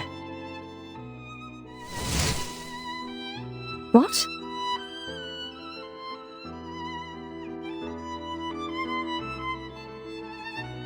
You just said you don't have any tea I'd like, but I think this one is just to my taste.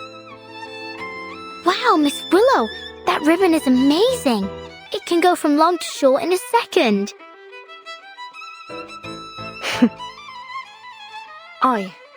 A little toss of the ribbon to take control of an object at a distance of 10 meters. Catch an object after a turn. You did it. Well done. But your aesthetics were lazy. You're controlling the angle of your left shoulder, which is good, but it only means you're compensating for your poor stance.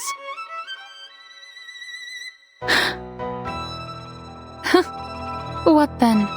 Are you expecting me to say thank you? No need. Thank yourself for all that hard practice you must have done over all those years. You're almost good enough now.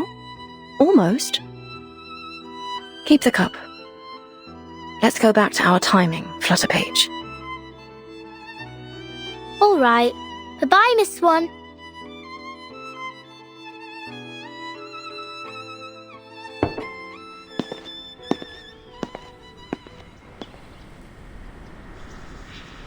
Oh, by the by, the ribbon technique you just did, I know you learnt it from me, from my performance at the Beltane exhibition match. Am I right?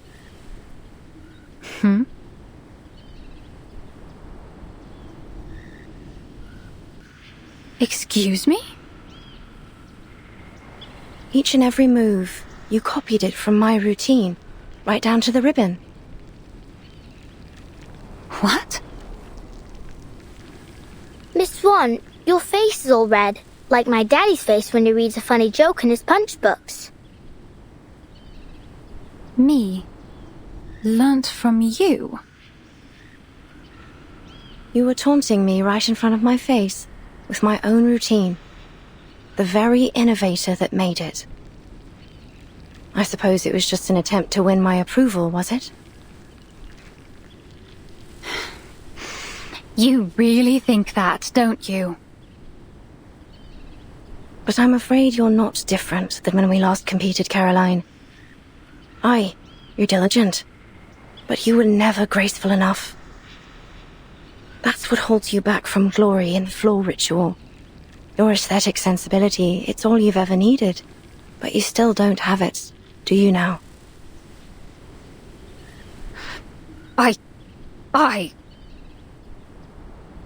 You won't make any real progress reusing my old routines. Not unless you find your own way to express your pneuma and your own signature.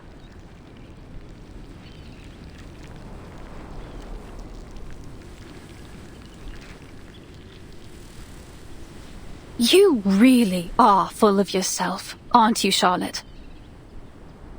Do you know how many titles I've won at the international tournaments? The Desert Floor Ritual Open, the Aurora Cup World Championship, and many others, let alone Uluru itself. The name Caroline Bartley has long surpassed yours. I am the uncontested top seed in these games. The records of my skills, my own skills, are in the training manuals for new witches. Do you even know anything about the state of the competition these days? The rules and scoring systems are entirely different and higher in every way. The limits you once broke through are now considered standard for beginners. Ha! But indeed, I learnt it all from you. Face it, you've been left behind. You're no longer the model of perfection. You're just a shooting star that shined too briefly but eventually fell away. I am the rising sun. My name will be eternal in this sport, long after yours is forgotten.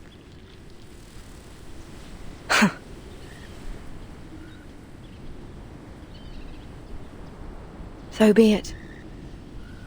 Go on. Be the glorious sun. And leave this fading star alone.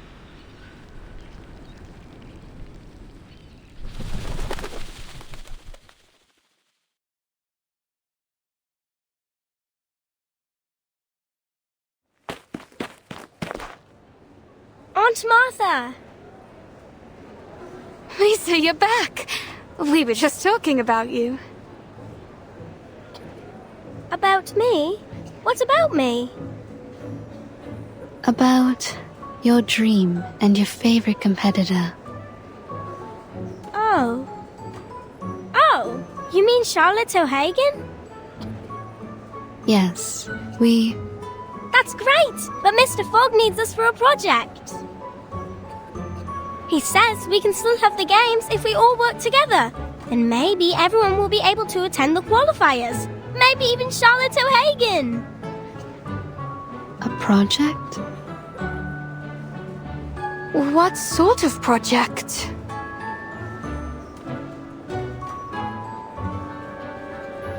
Give me a break. What are they planning to do this time? Another useless build that won't pass the House of Lords? Sorry for interrupting. Did I hear you mention Mr. Fogg? Yes, Mr. Fogg. He said he's making something that will lift all the fog from London. It's his great invention. With everyone's help, we can build a huge machine. But he says we'll need lots and lots of things, such as, pistons for the mechanic lung, and... I'll take it over from here. Thank you, Lisa.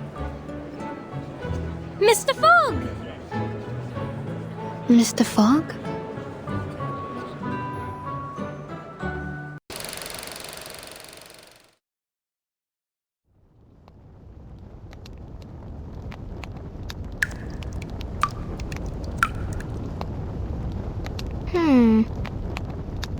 Miss Willow, I think the water's been shut off.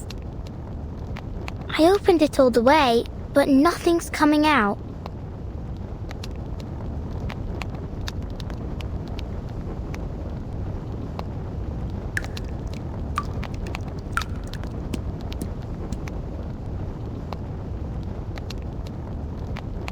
Go to the water resource office and ask the staff what's going on.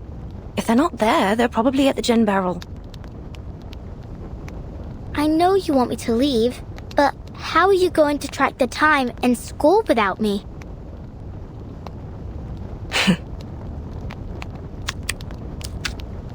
With a heart that's pure and a body lean, to the hunt I go through forest green. Back! Pick it up and keep going, Charlotte. The movement's correct. First spin, then run the geranium over the shoulder, let it slide down the back, and as it falls to the ground, step on it to hop into the air. Then, Soulless, soulless, all life's offerings I bring as sacrifice to you from the growing spring. Ugh, this is all wrong. The flow needs to be smoother. All right, let's try this again. The sprouting light within the world's egg lays.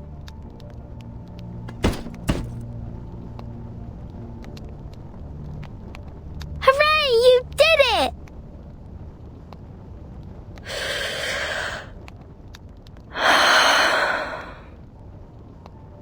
This element requires a 720-degree turn.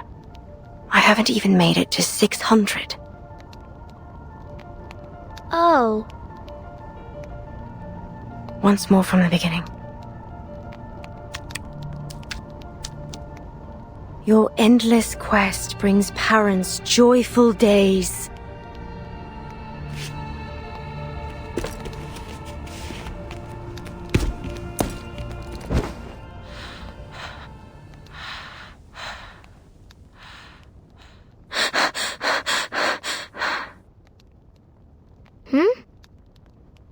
How about this time? I did it. You did what? I completed the element. I did it. Blimey!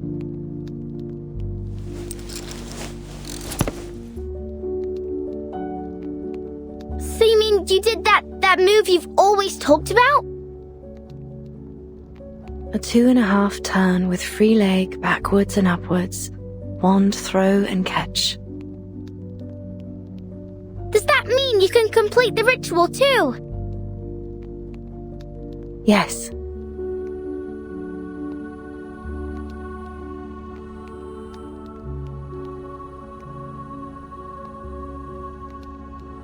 All right. That's enough for today.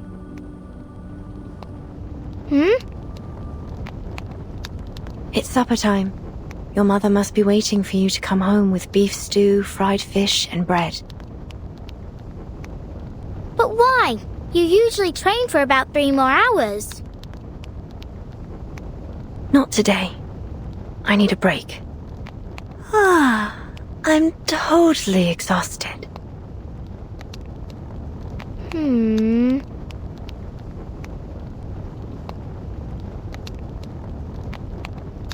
Why are you still standing there? Do I need to get His Majesty's limousine to pick you up? Oh, I get it. If I don't leave now, the critters in the garden will bite my ears.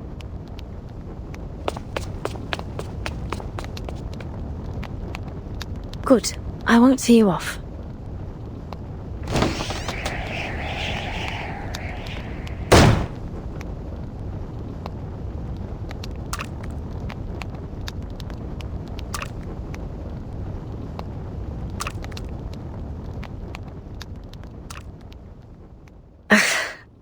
Bloody. You filthy little stain. Whoever gave you permission to stick to my cauldron?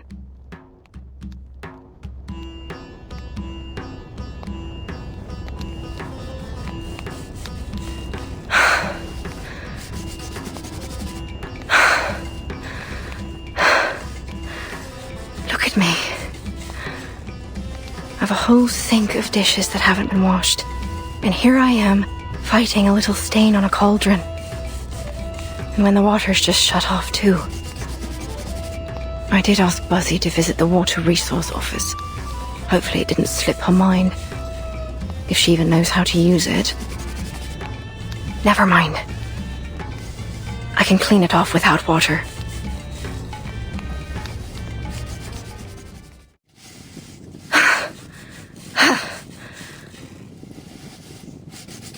Got it. It's off. You stubborn little thing. Everyone loathes you. Avoids you like the plague. You're just a pathetic little stain clinging to what you can. Do you have no shame to sully the sacred floor with your artificial leg? So what if you finish the element? It won't bring back your leg. Without it, you're no different from a clown. How could you possibly compete again? You're not qualified. No. I'm not. All the money I spent on this leg, all the efforts I made to finish the ritual,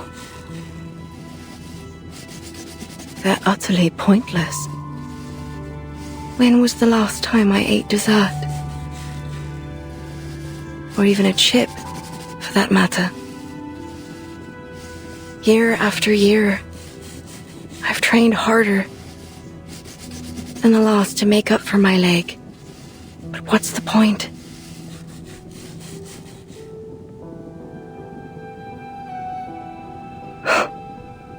Forget it. Everything will be all right. Just give up. Stop thinking about it. Stop hoping. Don't look back or ahead. Just look at the cauldron.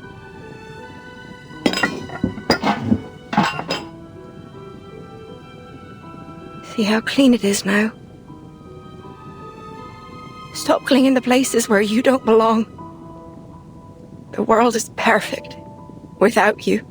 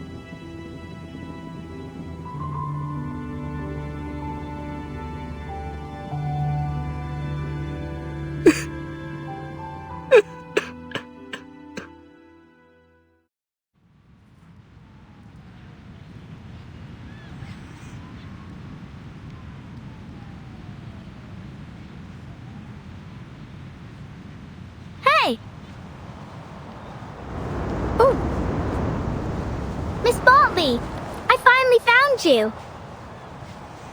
Flutterpage, is that you? I can hardly open my eyes in all this wind. Where are you? I'm right here!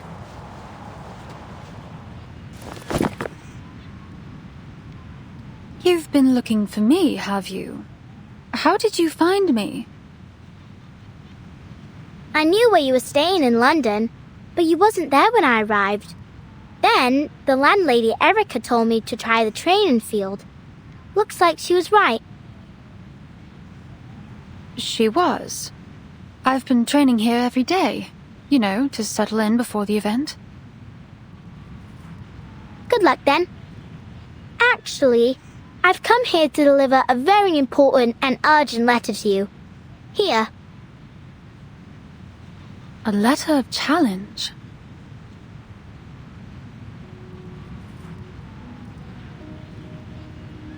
I, Liberty Grove, on behalf of Charlotte O'Hagan, hereby challenge Caroline Bartley to see who will become the champion of the floor ritual in the Uluru Games. No matter if you're a seeded player, a champion, or the son you say you are, Charlotte O'Hagan, the only floor ritualist to master the 2.5 turn with free leg backwards and upwards, 1 throw and catch, will defeat you and win first place in the London qualifiers. What? You mean...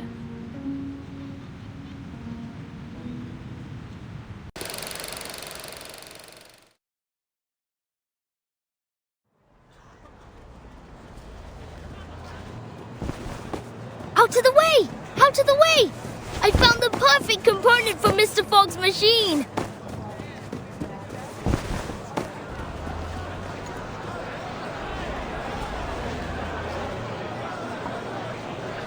This allows us to analyze the composition of the atmosphere.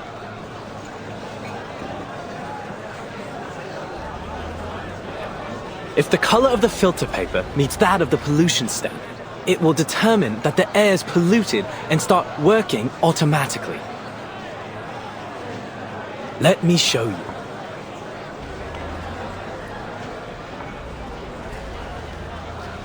Excuse me! Oi! Mr. Fogg, look! I found a glass stopper! It's the one you were looking for, right?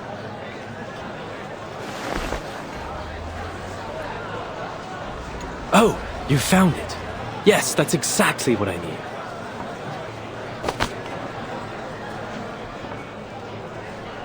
Your attention, please. This glass stopper is one of the core components of this machine, which can harness the power of the sun to purify the air. Of course, this is only one component of many. Are you done talking? We've given you everything you need. Where's our purification machine? Quite right! We need to see the purification machine.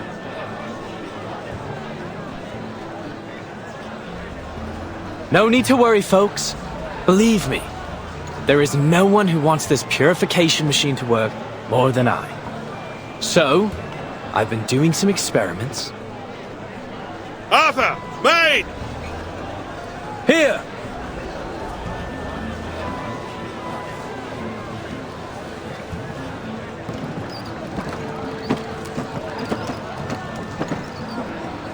Forgive me for not helping move it. I'm afraid I'm handless and horseless. I can't do a thing. What the bloody hell is that? Some kind of mechanical freak? Not to worry, Brimley. Now, folks, take a look at this.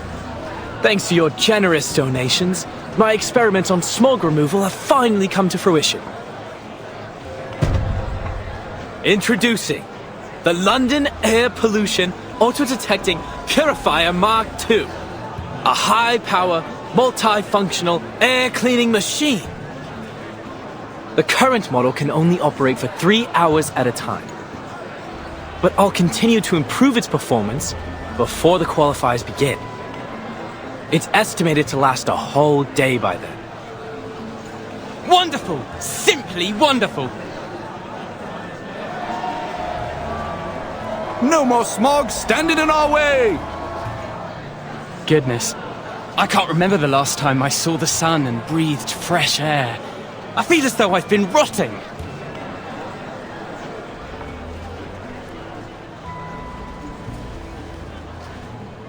It's an honor to see that sweet smile of yours, Dal. I think I'm inspired somehow. I've always felt like a bit of an outsider in London, but this festive atmosphere makes me feel a sense of belonging.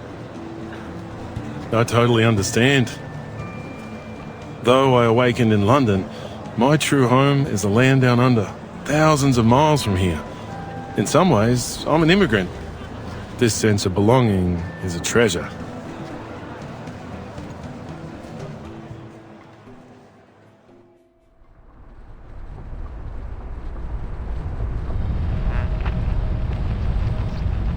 Yes, as an East London resident, my chest swelled with pride when I learned that the Uluru qualifiers would be held here. I couldn't wait to see what would happen.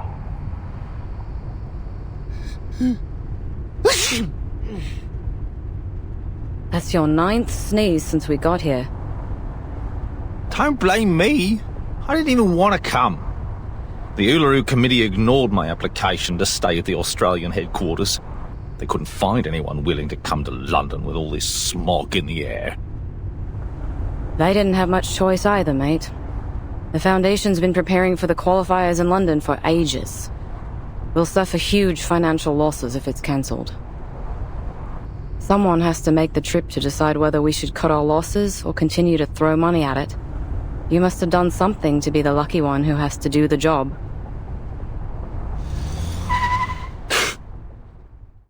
Holy!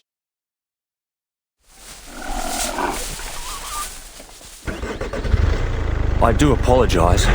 These little monsters are all over the streets these days. He sounds so calm. You'd think he was just talking about stray cats.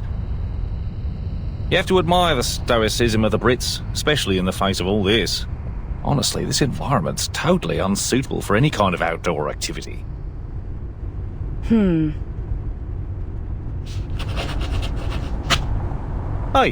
what are you doing? Making note of the crash that almost happened. These records will be used to decide if the qualifiers should be cancelled. Someone has to be the doer, since we already have a whiner on the team, eh?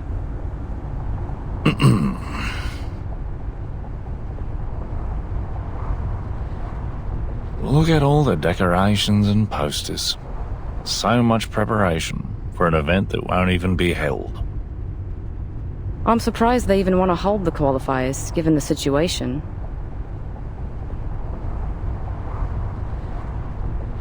Anyway, let's make it quick and get this job over with. Let me see. We need 2 things. Evidence that proves the environment isn't suitable for holding the qualifiers, and the profiles of all the participating athletes. Then we can go home. Next, the changes made to Cross Street. Let's see what the local community has done to prepare for the upcoming event.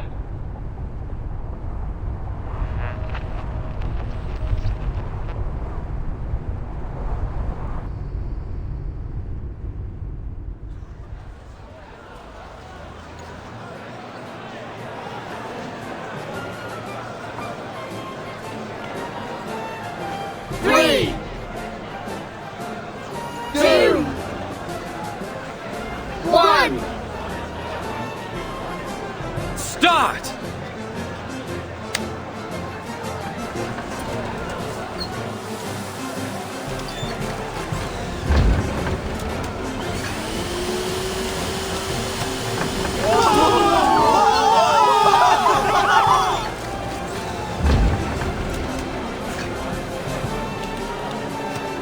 Wow! Look, Dad! Are those clouds in the sky? They're so white and fluffy! Yeah, so fresh. I've never felt anything like it. Hey, I can even see Keaton's store 50 yards from here. Hello!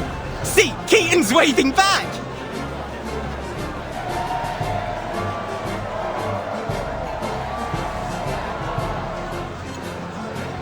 The first week is for planning, the second for execution, and the last for delivery and paperwork. Looks like you've completed the tasks as scheduled. Are you relieved?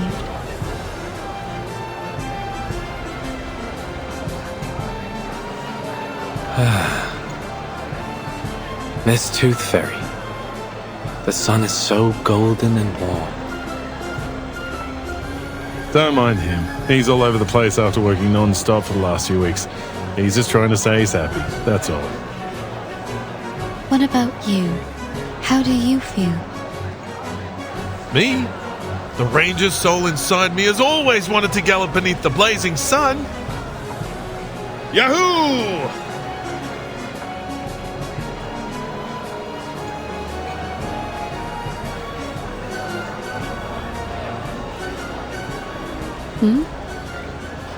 A critter? No. Is that the black fog? What's it doing here?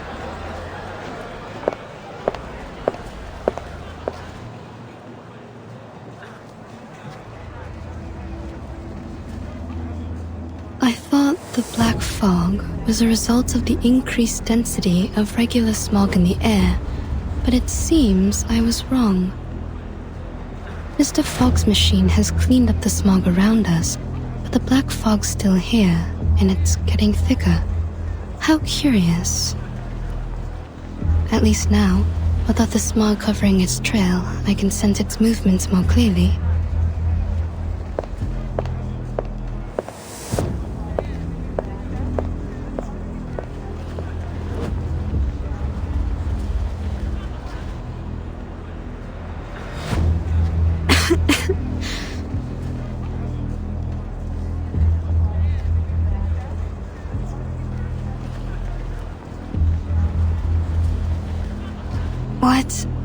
What's that?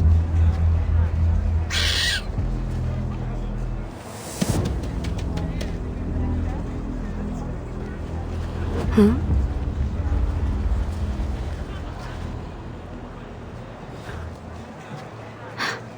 The smog's back.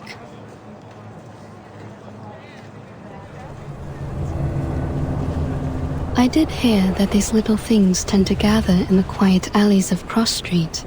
Perhaps they like a visit from the Tooth Fairies.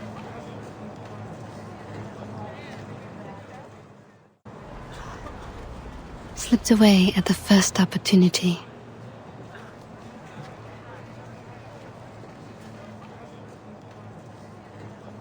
I knew it.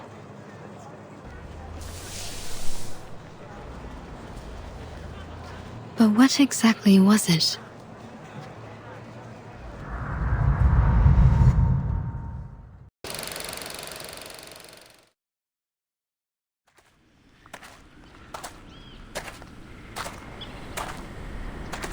Knock, knock. Which would make the world a better place? Art or a heart of gold? Neither. The little knocker-upper Flutterpage will.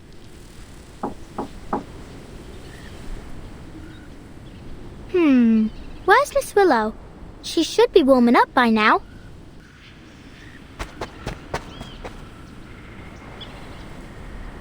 Where's she gone? Miss Willow? Miss Willow!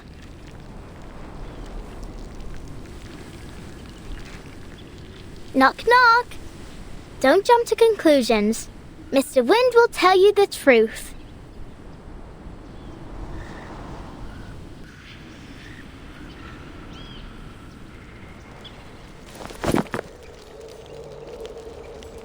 Knock, knock. I'll open all the windows and doors, and all the treasure chests too. Miss Willow? Miss Willow? Miss Willow? What are you doing over there?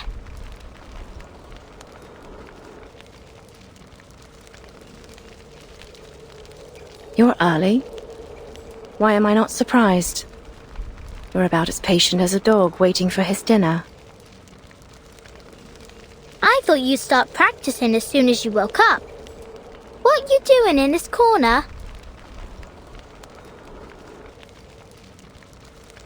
Come take a look at this. I wonder if it still works.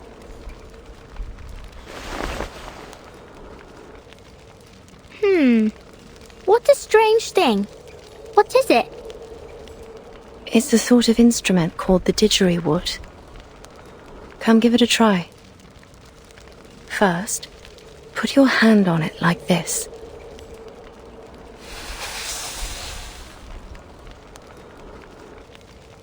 Okay. Then what? I'll teach you how to play it.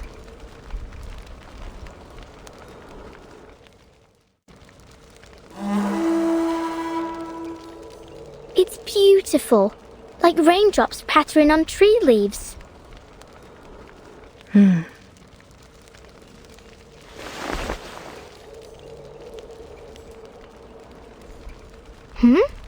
Why has it gone quiet all of a sudden? It's broken. What? I didn't break it. Did I? No. It's been broken for a long time.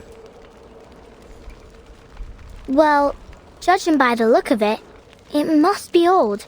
It's got mildew all over. This instrument is crucial to every floor ritualist. You see, we're not just dancers, but music makers, using our arcane skills to play the didgeridoo while we dance. Don't worry, Miss Willow. I know broken things ain't always easy to fix, but we can start with the easy part. Why don't we wipe off the dust first?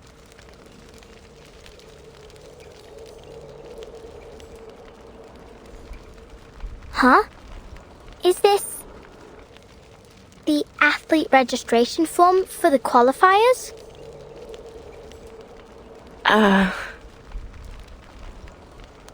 Oh.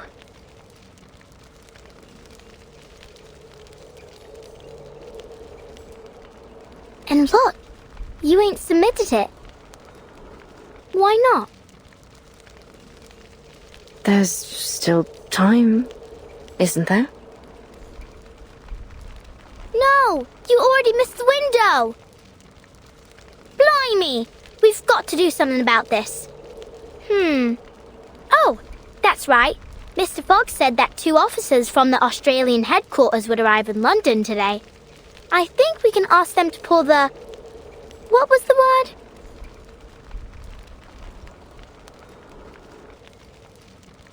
Anyway, we need to get a move on. I'll pull you up.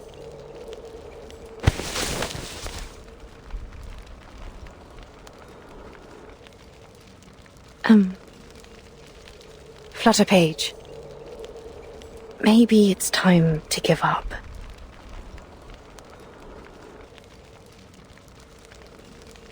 Give up?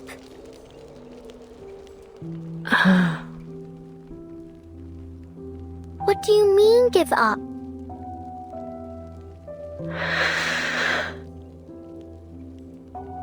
I don't understand. Ain't this the Uluru Games we've been talking about for ages? Think of all the effort you've made. You didn't jump up and down in the garden over and over again to dust it, did you? You're an athlete, not a feather duster. And you finished that move! The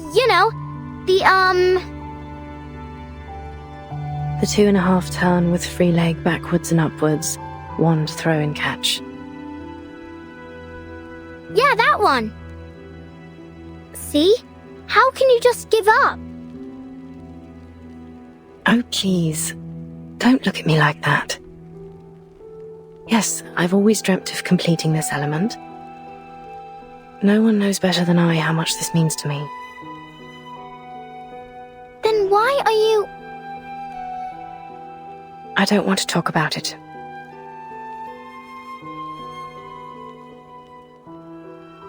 You should leave. I need to see what I can do to fix the didgeridoo. Don't forget to close the door behind you.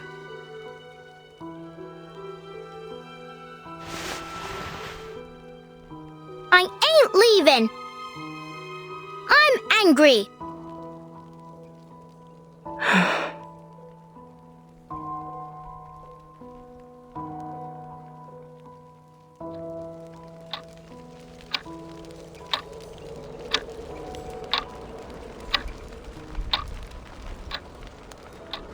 Don't be upset.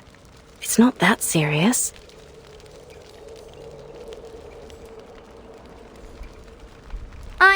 I talked to Miss Bartley yesterday. You didn't?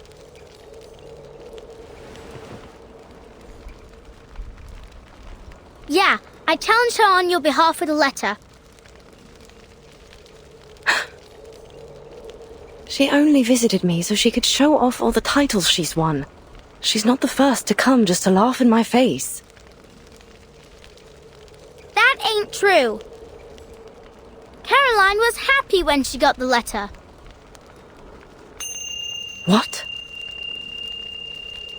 She was really looking forward to competing against you. She told me why too. She said you were the most talented and hard-working player she'd ever seen, and that it took all her effort just to keep you in her sight, let alone catch up with you. Because you're different, the one true master of the art.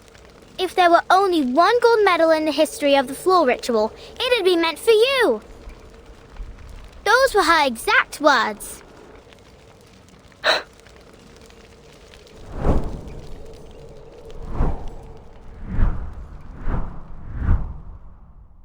I only chose to become a floor ritualist because I had a talent for it. I wanted to win.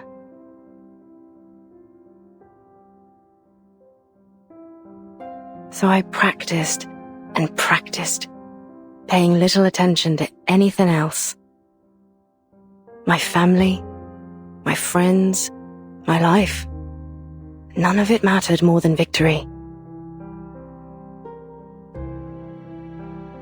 To me, there was no reward more alluring than the euphoria of winning.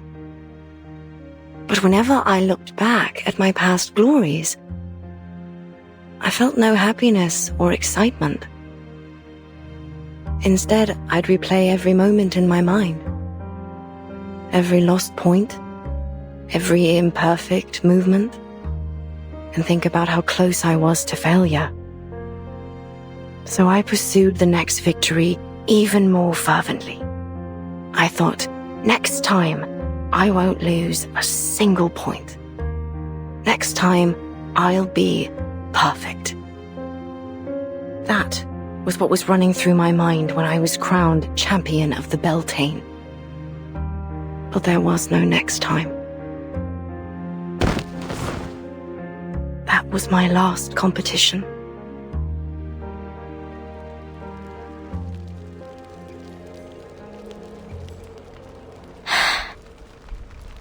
But you can still have a next time. You can still try again. Look at you. Your skills haven't dulled a bit. What's the point? I've pushed away everyone I wanted to honor with my victories. I've strayed too far from home. Not to mention...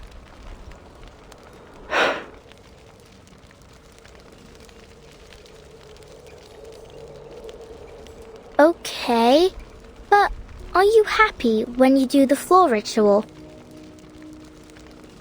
Am I... happy? See? I love being a knocker-upper. Every morning, I get to see all kinds of sleeping positions. Some people cuddle, others curl up in a ball, and some ain't even in bed at all. I like watching them wake up too, like newborn kittens learning to crawl.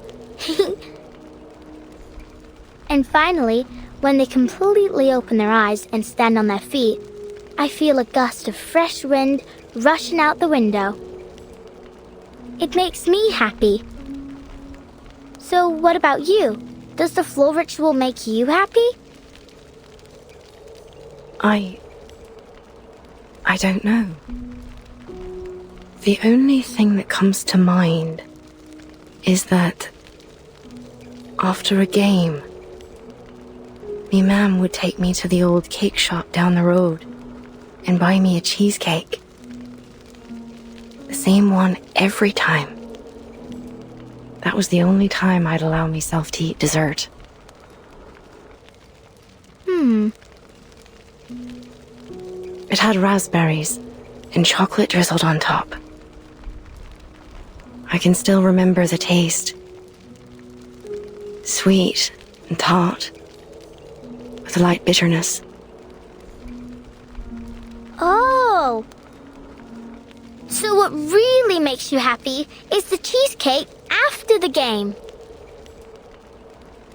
What? Right.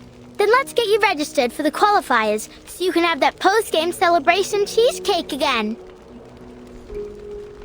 What are you... Let's go talk to Mr. Fogg. I'm sure he can find a way to get you into the qualifiers. And if your leg's causing you trouble or anything, Miss Tooth Fairy can help you out. She is a doctor from the Foundation, after all. Wait.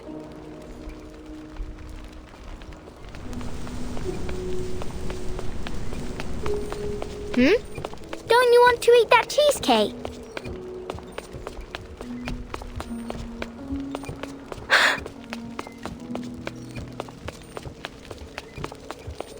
Don't you think it'll make you happy?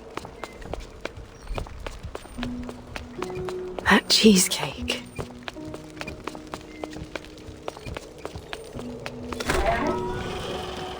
It will, right? Then let's go get it. Life's all about happiness, ain't it?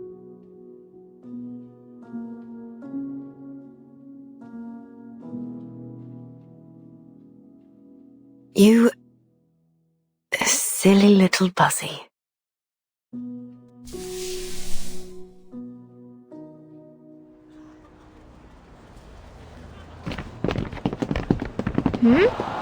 Why is everyone leaving the stadium?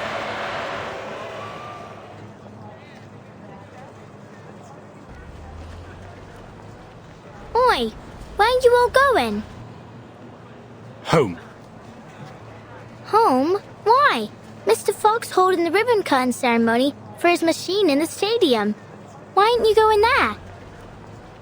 It ain't happening. Pardon? I said it ain't happening. The ceremony. The Foundation officers cancelled the qualifiers. Mr. Fogg's so-called biggest air purifier ever doesn't work.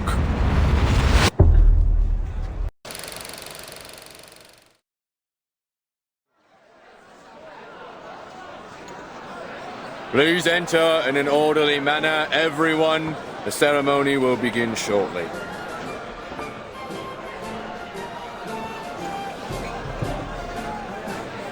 Freddy, can you see Mr. Fogg? I can't see a thing past all these people.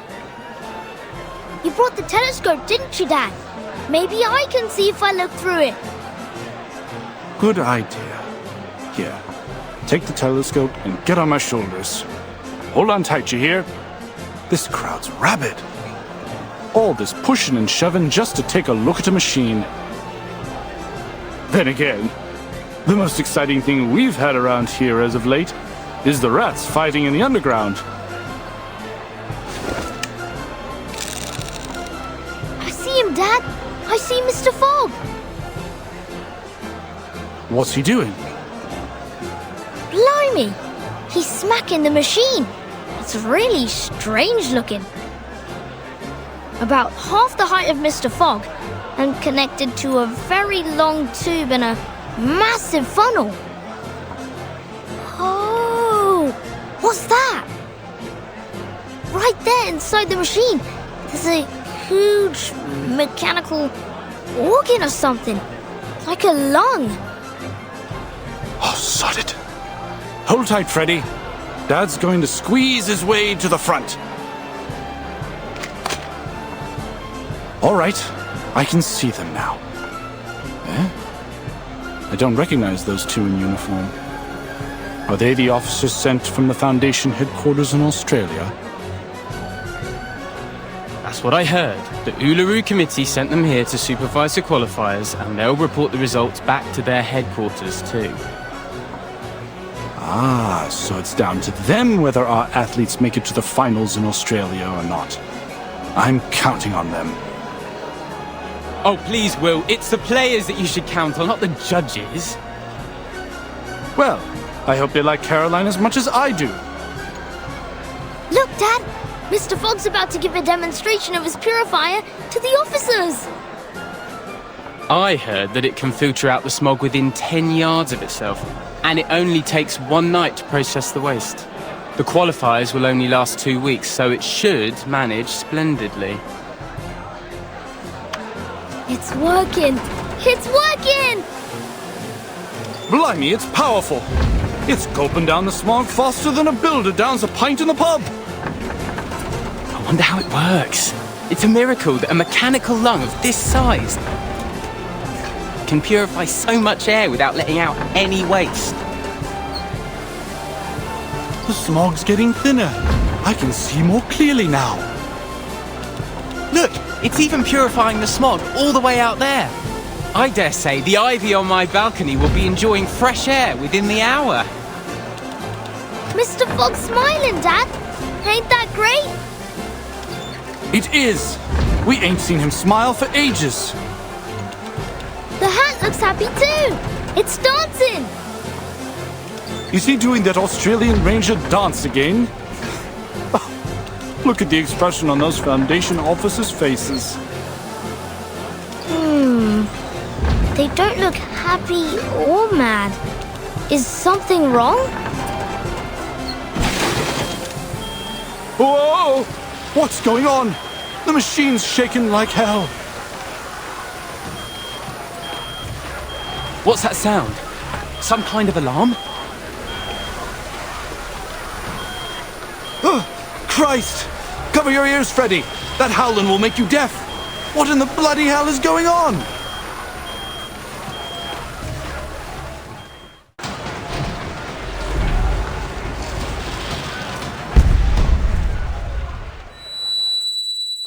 Dad? Freddy, are you all right? I'm fine. It's the machine. It blew up. What? First the pipe blew open, then its glass belly shattered, and the mechanical lung rolled out from inside.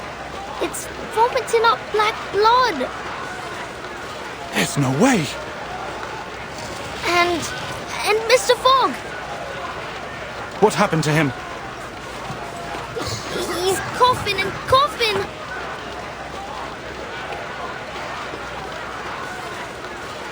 3.5 minutes. Well, I guess neither one of us won that bet. It didn't even last half as long as I predicted. Don't be cruel, Gregory. We didn't come all this way just to laugh at these poor people. But they did do even worse than predicted. That's a fact, isn't it? And it proves that the London Climate Management Agency is nothing but a joke. Listen, Gregory. I know you must be exhausted from the long journey and your constant sneezing, but you can't say that to their faces. Let's just do our job and give them the news. What news?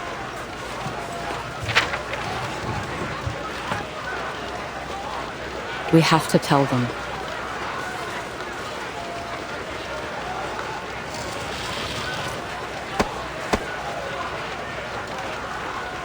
Mr. Fogg? Mr. Fogg?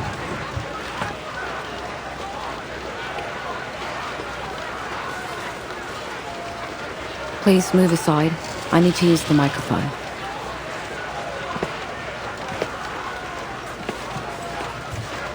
Oi, miss. What are you...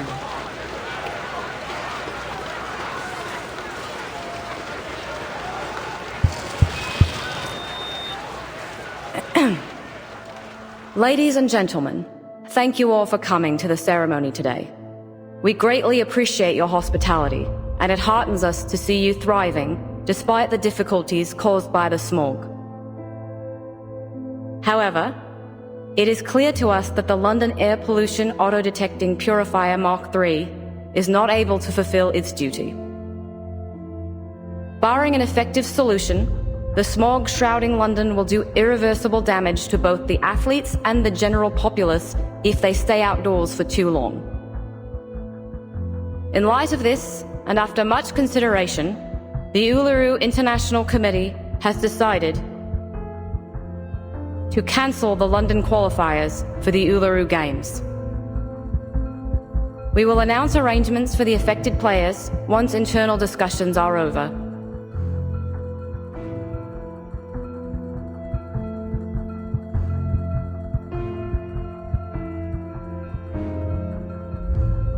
Thank you all for your hard work.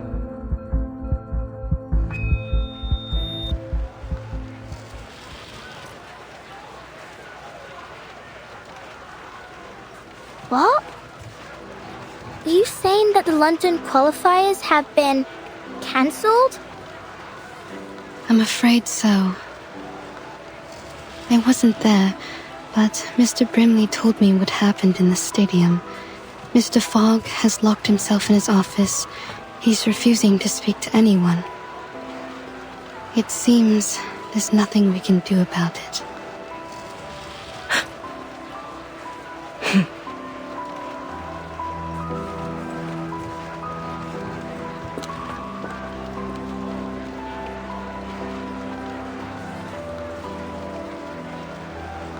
Miss Willow? Where are you going? Miss Willow! Miss Willow!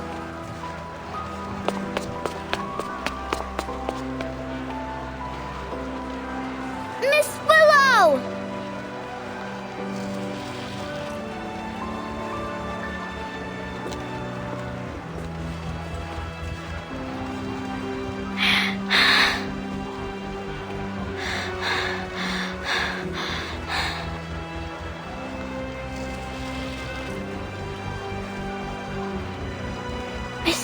Miss Tooth Fairy.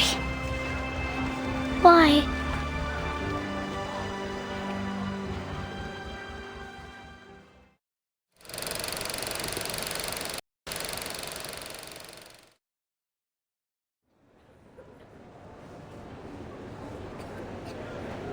The black fog seems terrifying.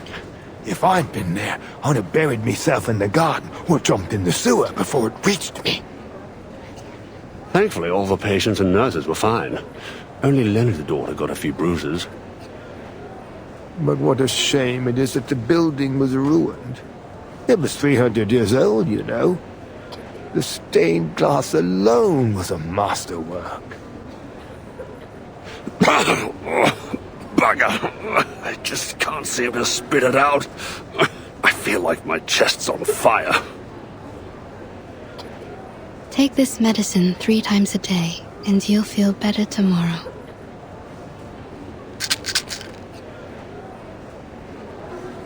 Case 132. Clinical symptoms. Burning sensation in chest, blackening of ears. Quite different from a regular tuberculosis patient. Maybe this is a different disease altogether. Damn this black fog. Qualifiers are cancelled, fairs closed down. Even Cross Street's been cordoned off. To see the posters of the athletes all covered up with fires, it's utterly hopeless. Workers are striking again, just like the old days. They seem to be the only ones who dare to go outdoors. Although, since so many have lost their jobs, I suppose they don't have any reason to go out anymore. What are you doing, Miss Tooth Fairy? Collecting saliva samples to put in petri dishes. I want to see what will grow. The sample I collected 2 days ago has already grown something unusual. Something unusual? A ball of black fog, weaker than the one I met in the alley. Its existence is unstable. Its form changes daily. It doesn't appear to have any self-consciousness, but that critter in the alley was definitely intelligent. Huh, this thing. It looks like the illustration in the old book I read to me son. I can't quite remember the title, but it does mention a creature like this. A creature like this? Oi, Miss Tooth Fairy!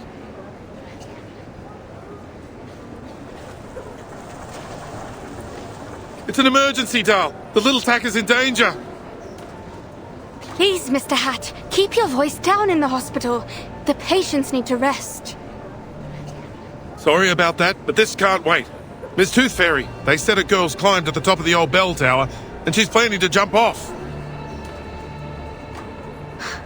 A girl? You mean... Yeah, Flutterpage. No normal girl could climb all the way up there.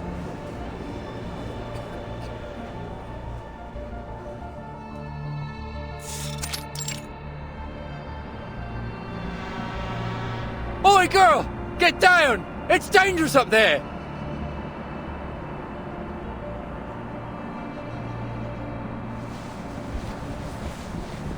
Knock, knock. The little knocker-upper loves hanging sheets. Every one of them brings back a sweet memory. The first sheet smells like cucumber and tobacco.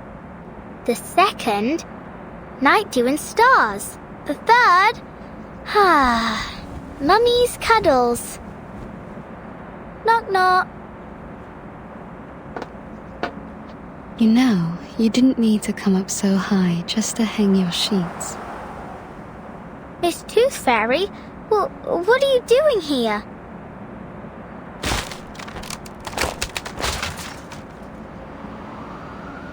I wanted to ask you the same thing.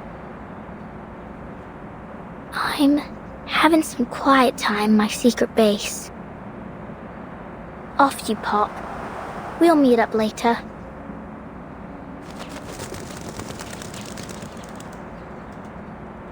I understand your need for privacy, but given that almost everyone in London is talking about a girl who's about to jump off the bell tower, I'd say this isn't the spot for it. Jump off the bell tower? Oh, like I might fall. Don't worry, I'll be fine as long as the wind's blowing. I'll ride it all the way to, Australia? Yeah, Australia. They must be preparing for the finals there.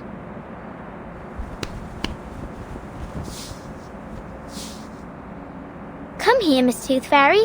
Have a seat.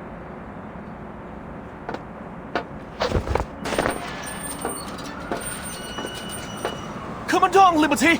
Quickly! It's dangerous up there! Don't listen to him, Liberty! Oh, you! Watch your word! She might jump right off the bloody thing!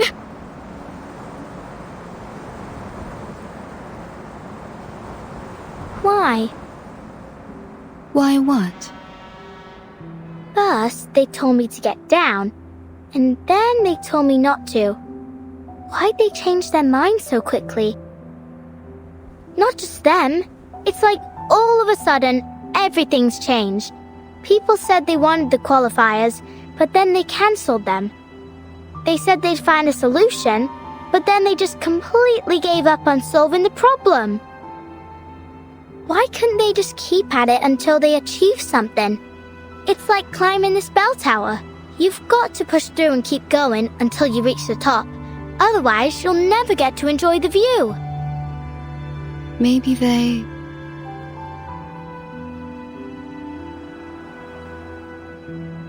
Well, I don't know. Miss Tooth Fairy, I think I did something wrong.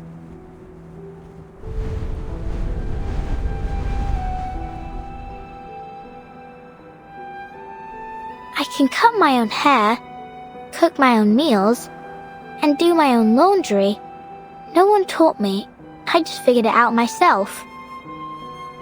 I used to think the world was like the fish tank I had at home. No matter how many questions I had, the answers were all inside, just like the fish swimming in there. I was patient too.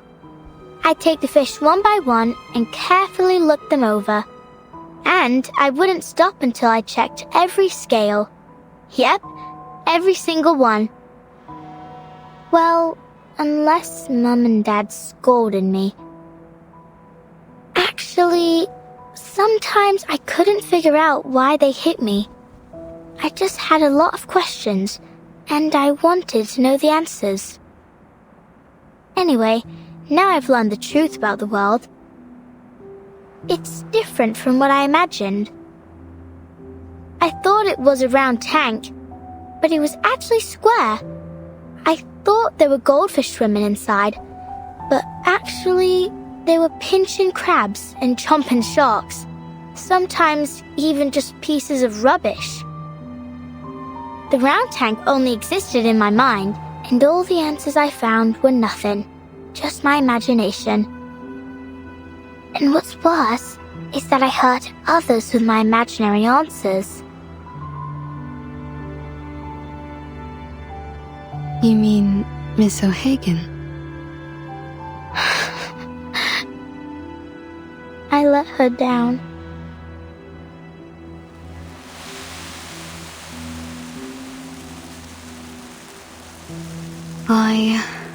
I spent my entire youth learning how to get along with others. And you know what I realized? People will change as long as the result benefits them.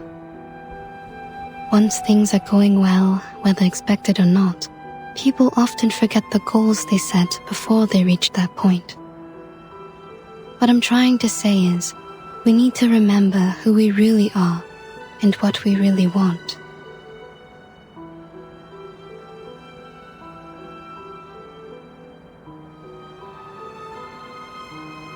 Miss Willow must have known what she really wanted. Otherwise, she wouldn't have become the youngest floor ritual record holder of the century.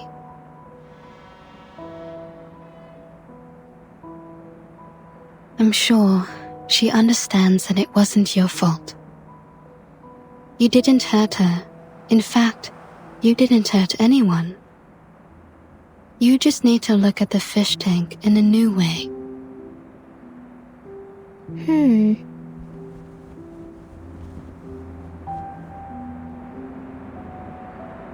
Ugh, it hurts.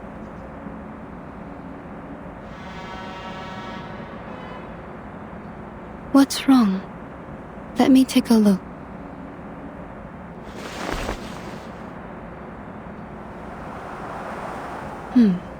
You're losing a tooth.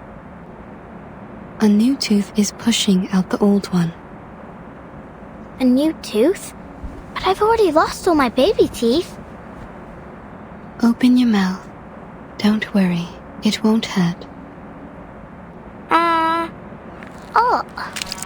Ouch! It's out.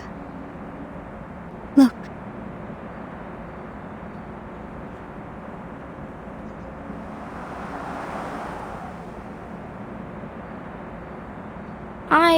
I thought I didn't have any baby teeth left.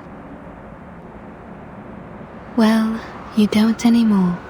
This was the last one.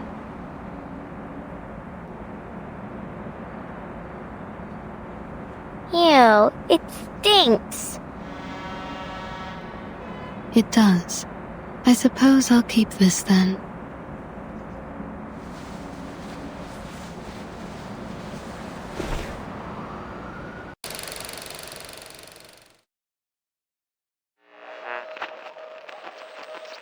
Let's listen again to the interview she had all those years ago.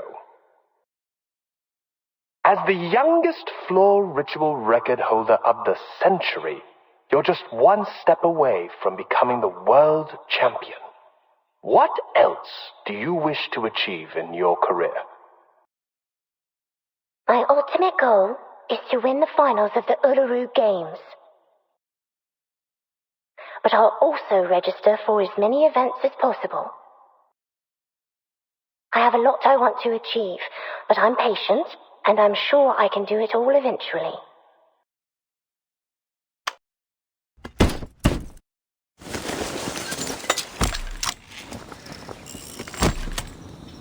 Now, old friend.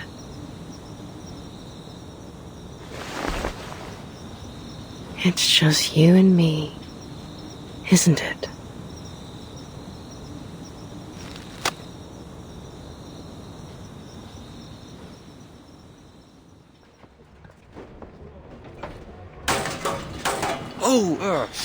Careful with the scaffolding, fellas. You wouldn't want it to fall on your feet. You'll be hobbling about for months.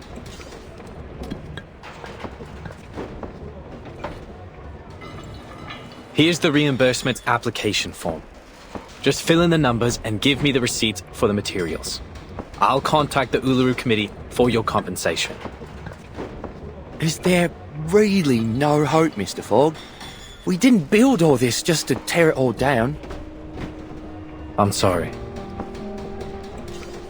To be honest, we'd rather not do this, even if we're getting paid for it. We were over the moon when we got this job. I mean, just look at this place. The huge billboards and that lovely stage background. How could we not be? It's been yonks since we last had an event like this. And who knows when we'll have another? Is there really nothing we can do? Excuse me,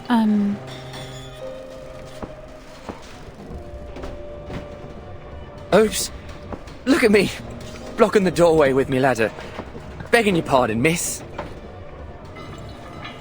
That's quite all right. I'm glad to stay a little longer and talk with everyone. None of us want to leave, actually. How sad. But it's true. Who'd want to leave after all the trouble we've gone to? Miss Bartley, I must say, I didn't expect to see you here after all the qualifiers were cancelled. Hello, Mr. Fogg. I'm glad to see you back on your feet. Well, I can't wallow all day. There's a lot of cleaning up to do. And someone has to do it. How about you, Miss Bartley? Will you be leaving shortly? Yes. I suppose I'll go home and wait to hear the arrangements the committee's come up with.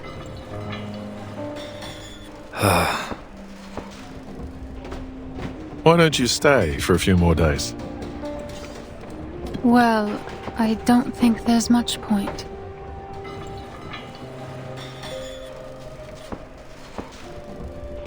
In fact, I'm the #1 seed this year, so I don't even have to participate in the qualifiers to advance in the finals. It's a new system they introduced to get a step closer to the standardization of human sporting events. I only joined because I couldn't pass up the opportunity to compete in my hometown. This was going to be the last competition of my career.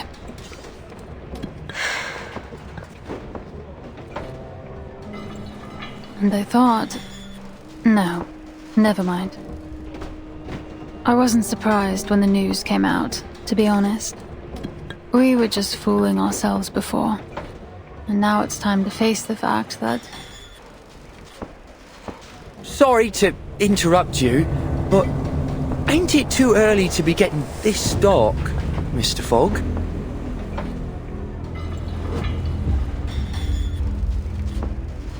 Crikey.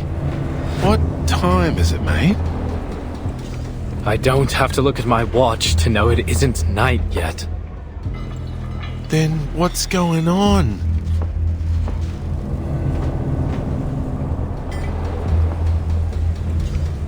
Whoa, what the bloody hell is happening?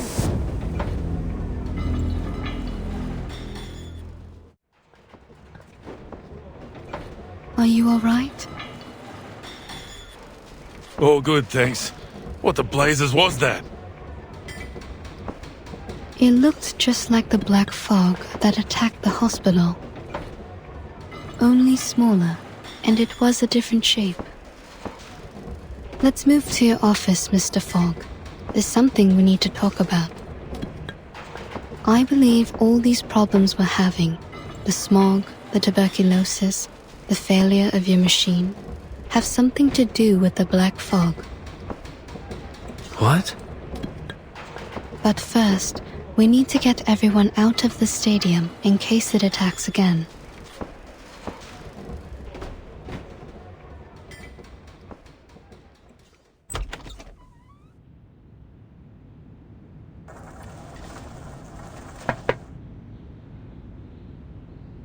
Leave it be. It's no use worrying about it now.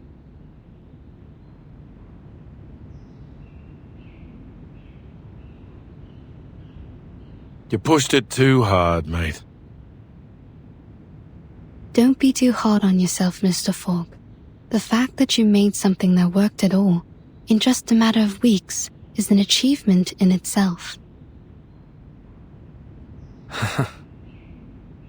I appreciate it, Miss Tooth Fairy. I know it doesn't make any sense to keep it around after it failed so spectacularly. But I just... I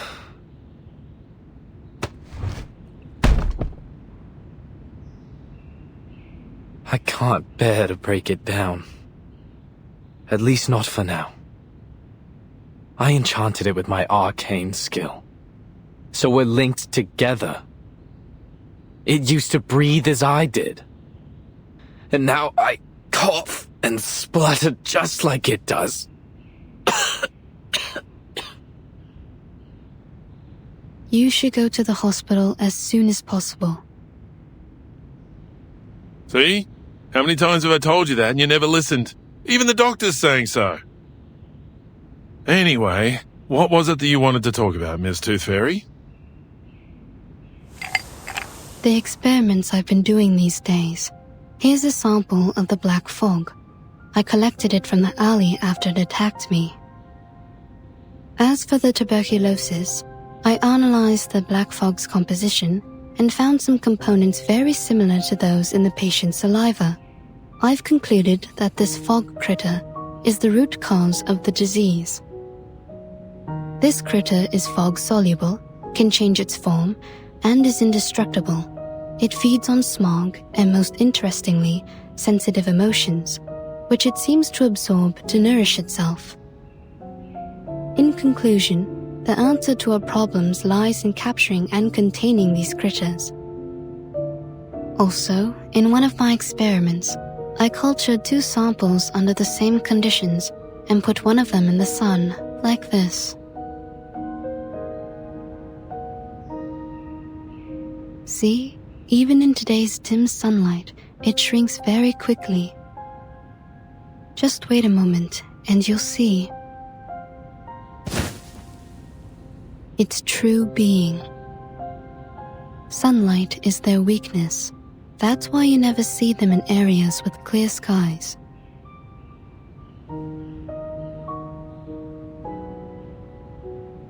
As you can see, London provides the perfect conditions for it to survive and multiply, heavy smog, and the anxiety and depression caused by the cancellation of the qualifiers.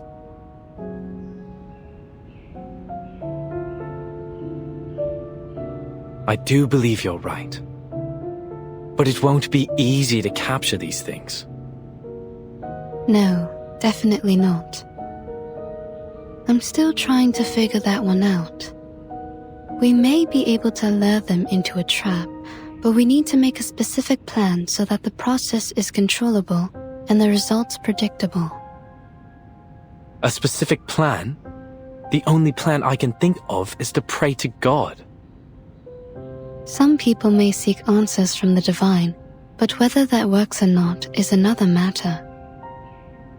Oi!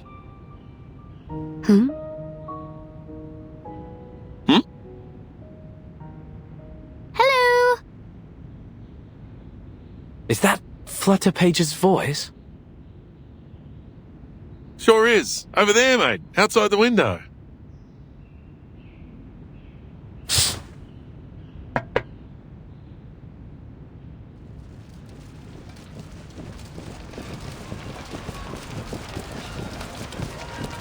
Miss Tooth Fairy, Mr. Fogg, Mr. Brimley, would you like to join us? What? The residents of Cross Street have got together to petition for the reopening of the qualifiers.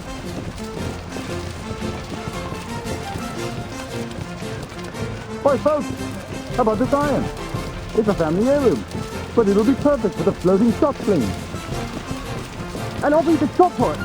I'm an excellent timekeeper. I can keep time down to the millisecond. We also need a fair judge, right?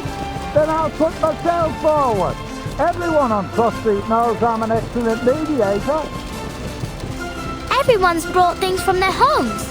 Ladders, hanging rods, clotheslines, anything that might be useful. We're going to rebuild the stadium together.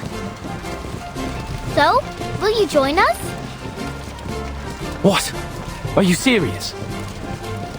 Struth! I don't know what to say. This is unbelievable.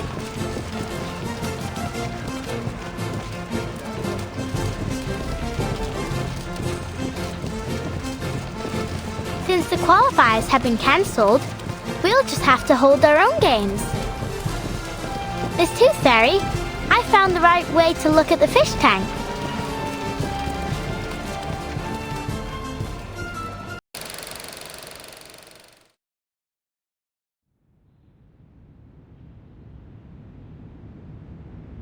So, you're going to join them? You know me. I'll always jump brim first into the unknown. But the Foundation's already pulled their funding. The workers are already awaiting their reimbursement. And some players have already left. How could we possibly hold it? Mate, listen up.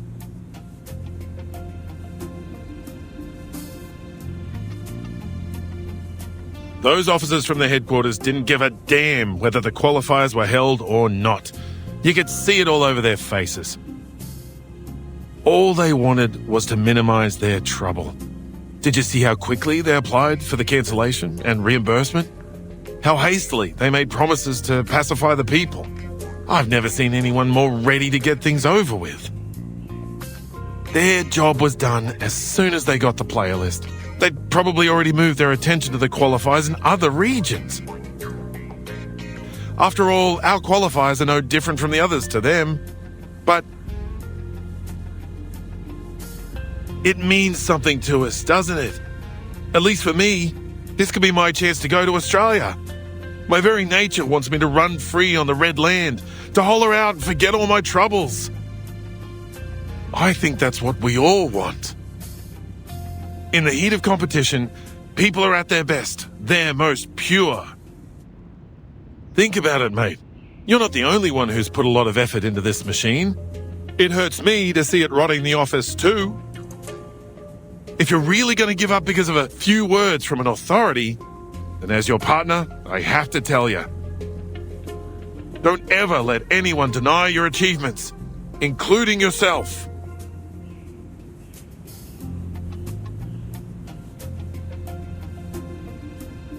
All right, calm down, old chap.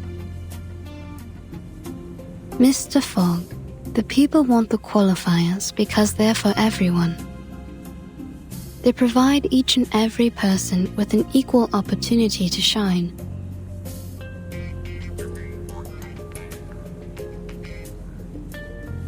And that includes you and me.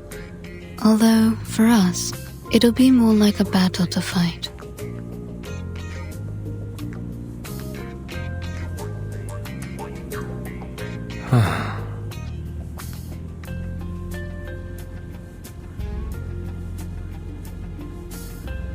Honestly, will these people stop sending me petitions?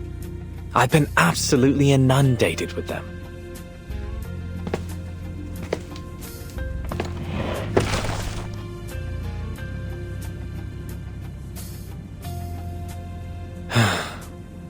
Fine.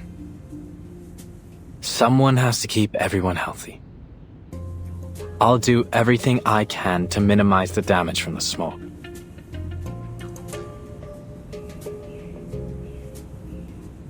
Don't worry. I'll talk to the relief center to sort out all of the paperwork for the event.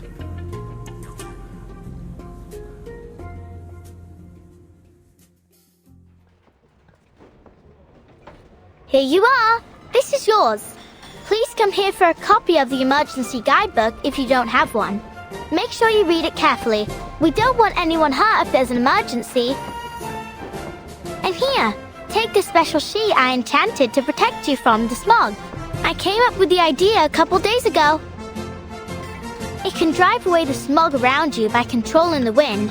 Not very effective, but it's better than nothing. Blimey! You did all this yourself? Cheers, little knocker-upper, but you don't need to worry about us. We've lived in the smog for generations. What can it hurt to hold a little sporting event in it? Agreed. We asked for the exhibition ourselves, so we'll pay the price if anything happens.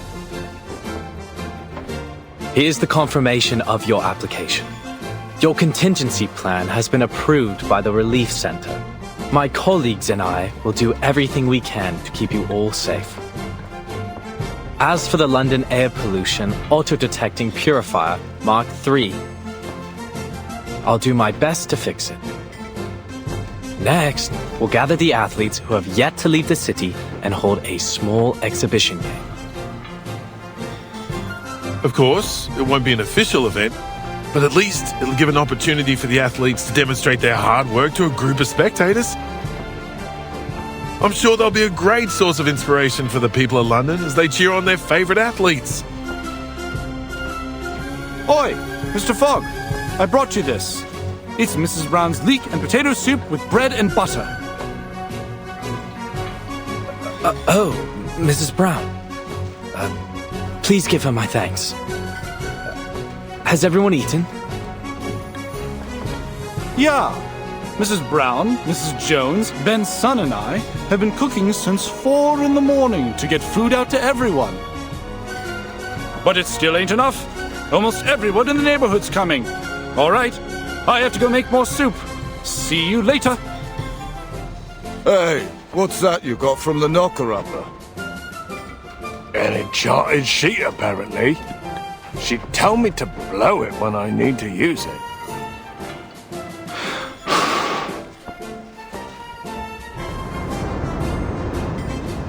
Would you look at that? It conjured a gust of wind. We can use this while we're working. Yeah, it blows the smog away. All right, well, sort of. Mr. Fogg! Mr. Fogg! I'm here to help! Oh, you. You're the girl from the market, aren't you? Yes, that's me. Let's try our best to fix the machine together.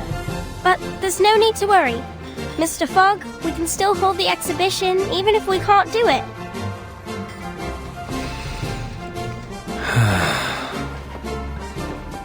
The exhibition. All right.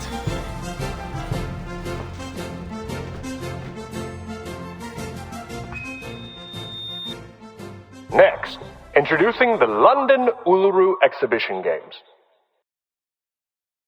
So far, 28 players have registered for the 6-day event, which will host one sport per day. All right, everyone, let's push together.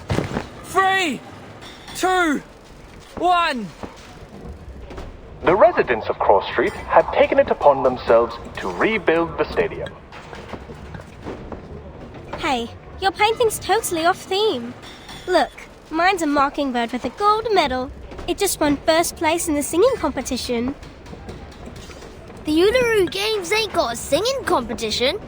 You should have drawn something more athletic. Like my sailfish.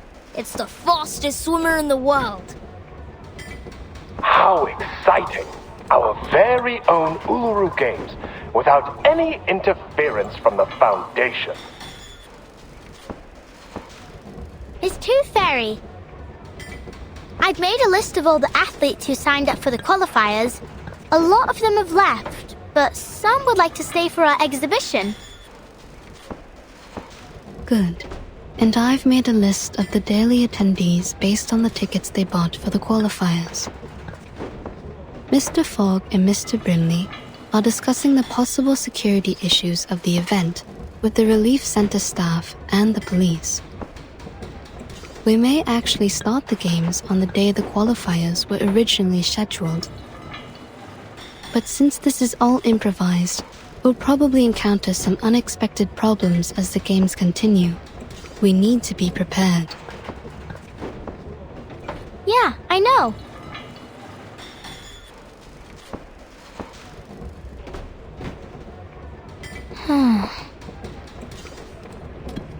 Thank you, Flutterpage. It must have taken a lot of effort to make the athlete list. You've done an excellent job.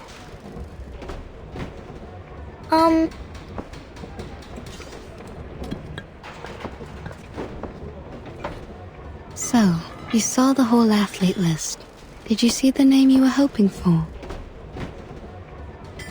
Ah! How did you... Miss Tooth Fairy,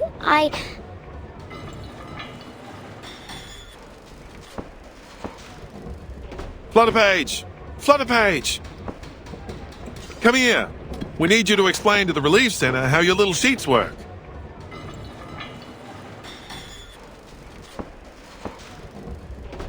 Just go. They need you more than I do. Your explanation may decide whether the games can be held. Alright, I'll talk to you later.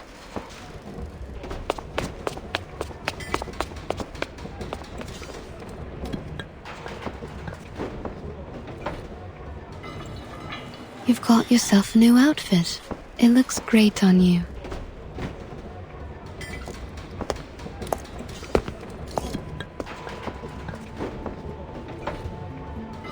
Oh, I like your coat too. Thank you. My grandmother had one just like it. She died 2 years ago. Had a proper sweet tooth too. We'd have got along well. How did you know I was here? Oh, I didn't until my tooth fairies found you. So you have a whole jar of scapegoats who can take all the blame for you? How convenient. You've pulled yourself together, haven't you? Even your sarcasm has become bitter again.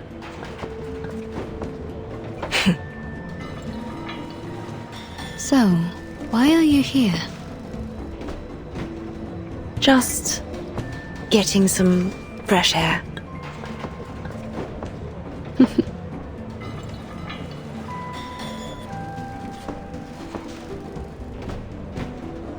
Look at them. They're all so happy. What do you think? I've never seen such a rudimentary, disorderly, and poorly prepared event in my life. Well, of course, it's totally amateur. But it's built on enthusiasm and sportsmanship. Athletes will go head-to-head, spectators will cheer, and the stadium will be lit up by the energy they release together. It's imperfect, yes, but it's inclusive and unstoppable, and that's what makes it special.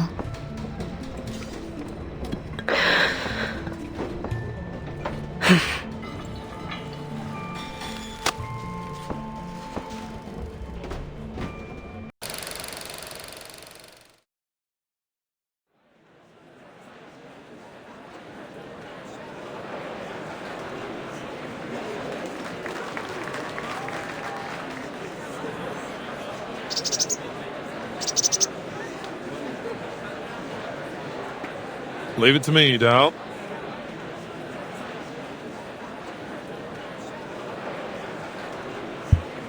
Testing, testing. Ladies and gentlemen, your attention please. Today marks the beginning of the London Uluru Exhibition Games. As you can see, the weather isn't looking great. The smog still sits heavy in the sky.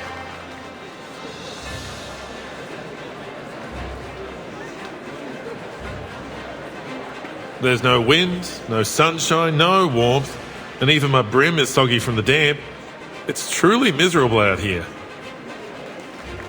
On top of that, the stadium's shabby, and we only have a limited number of athletes.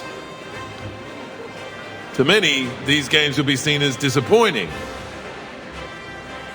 However, even without the support of the Foundation, we've managed to rebuild this stadium with nothing but our own hands and determination. I've confirmed that our stadium meets all the standards required by the government, And there's no doubt that it matches the foundations too. As for the operation of our games, we've built a reliable team consisting of various Uluru professionals and supporters. They are currently in every corner of the stadium, working their hardest to prepare for the upcoming event. They will be our backbone, supporting the entire games to ensure that everything runs smoothly. As we all come together, I believe the passion of our games will burn as hot as the sacred fire of Uluru itself. So, without further ado, I hereby declare that the London Uluru Exhibition Games have begun!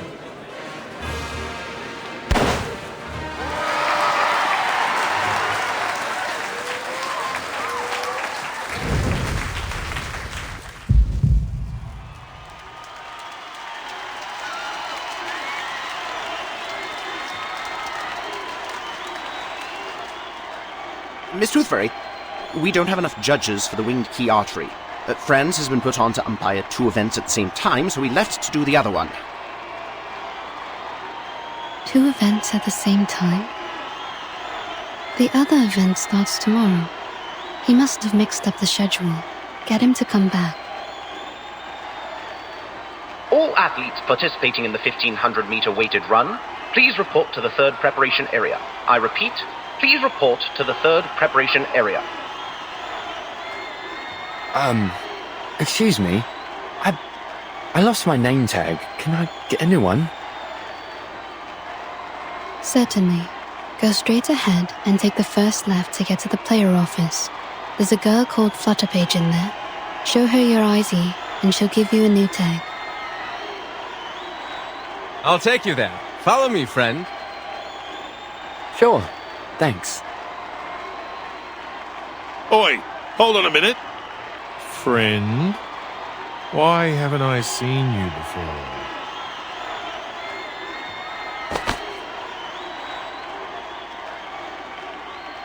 This ID is fake. Security! I'm just a big fan. Please don't kick me out.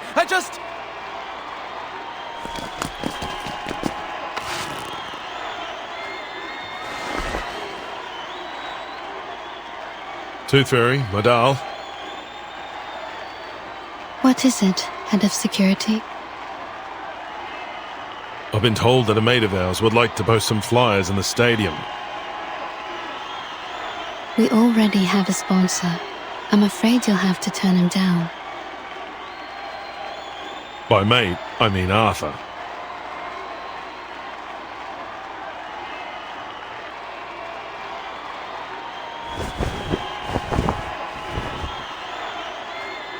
Has he been sitting all this time under that banner with his machine? Yeah, he's using it to show everyone what can happen if they breathe in too much smog. I don't know if I should call him wavering in his principles or completely stubborn in them. Arthur's always been a righteous official. He truly cares about the people. He's tough, tenacious, and has a powerful ability to influence others. You sound more like an official than he does.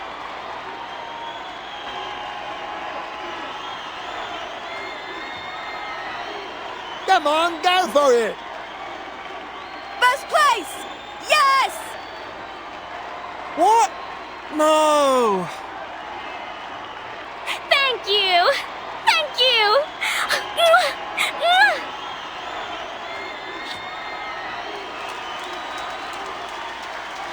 Not even the smog can stop the people's enthusiasm for sports.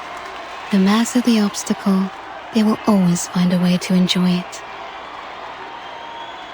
I suppose Mr. Fogg is still refusing to take one of Flutterpage's sheets?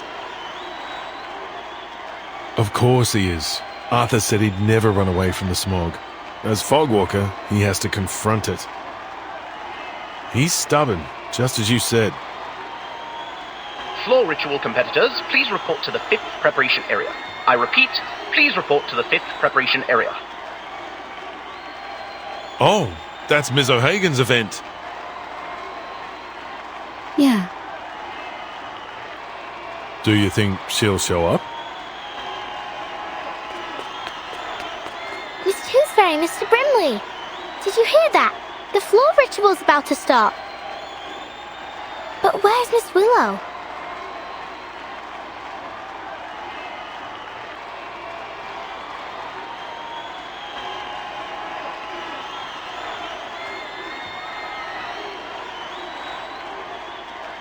Go check the floor ritual venue flutter page. What for? Is Miss Willow there?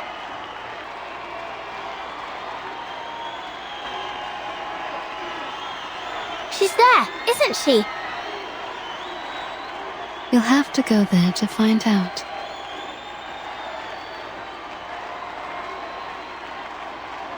I'll cover for you at the player office. Just go, little tacker. Go on then.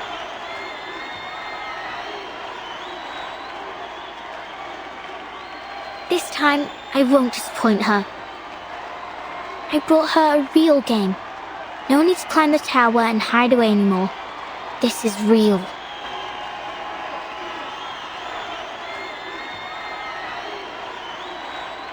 See you later.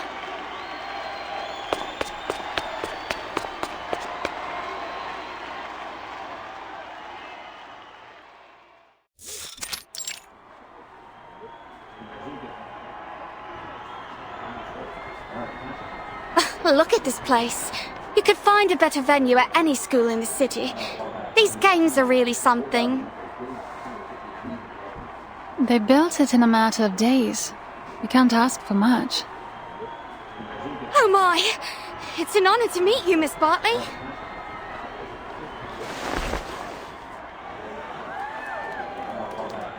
Take care warming up. You wouldn't want to get hurt just before the competition. You're very kind. Thank you.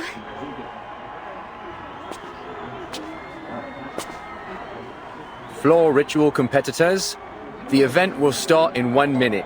Please confirm your numbers as I will be calling you to enter the floor in numerical order. Competitor number 2401, please enter the floor. Competitors 2402 and 2403, please wait in the locker room. Good luck.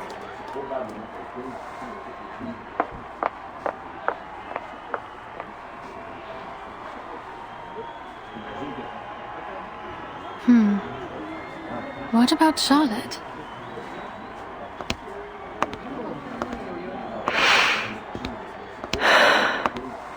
Charlotte, you're here. I knew you wouldn't be able to stay away. You haven't changed a bit.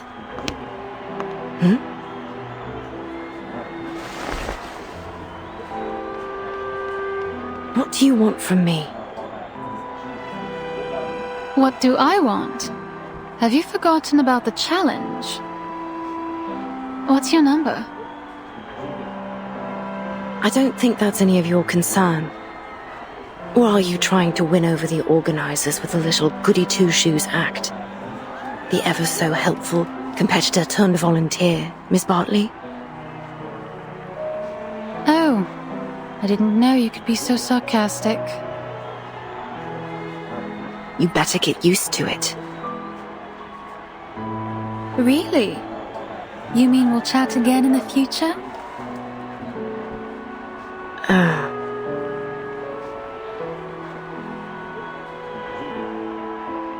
I'm not the Charlotte you used to know.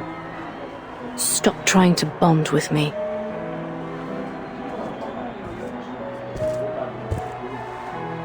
But you are the Charlotte I used to know. You're still that black swan I've always chased after. When I saw your performance, the grace, the beauty of it, it inspired me to become a floor ritualist. But you just disappeared after you became champion. Well, as long as you're back. What's so funny?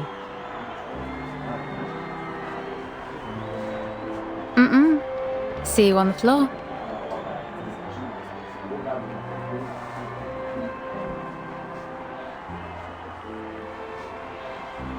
Player number 2406, Caroline Bartley. please enter the floor.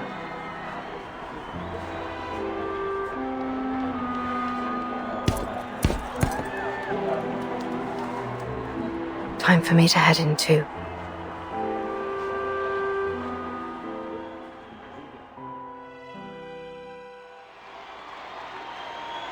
Excuse me.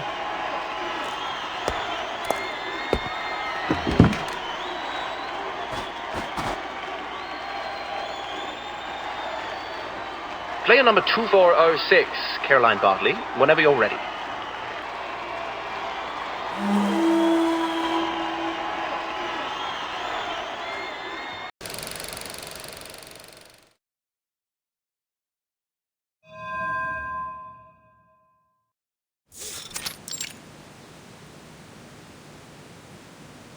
What's this, Miss Raven? A seed that will settle in your heart and soon grow to be your closest friend. Its roots will stretch all the way from Australia to the soles of your feet, and together you will make the music to your floor ritual. Now, my dear, listen closely. Listen to what it has to say. Listen. Hold it. Feel it. Let it know who you are. It isn't just a piece of wood, but a mouthpiece passed down through the ages. It allows us to understand what our God hears during the ritual. It doesn't look all that special to me. Silly girl. If you want it to speak, you must greet it with your arcane skill first. It's the only language it'll understand. All right. It's responding.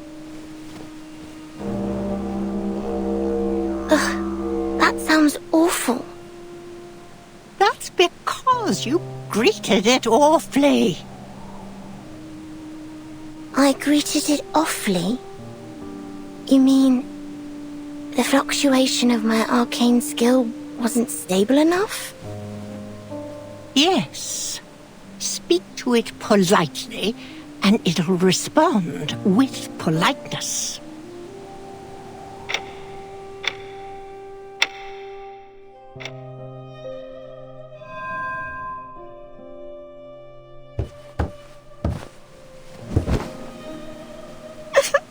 Miss Raven, that hurts.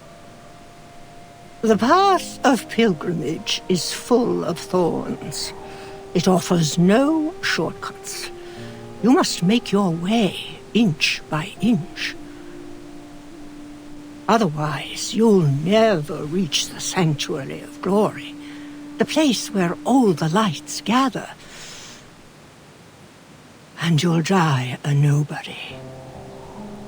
Full of thorns? So, will I be freed from pain if I keep training? Shush. Press your head against your shin, just as the divine sun did. Okay. Closer! I want that head tight against your shin. The tighter, the better. Yes, miss.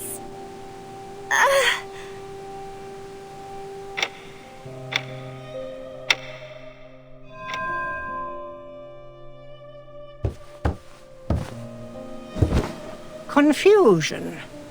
Sadness. I can see it all over you. My classmates were making fun of me. They said I was using the training to avoid my duties. They said I never do anything with them. I've skipped classes, sports days, and the summer outing.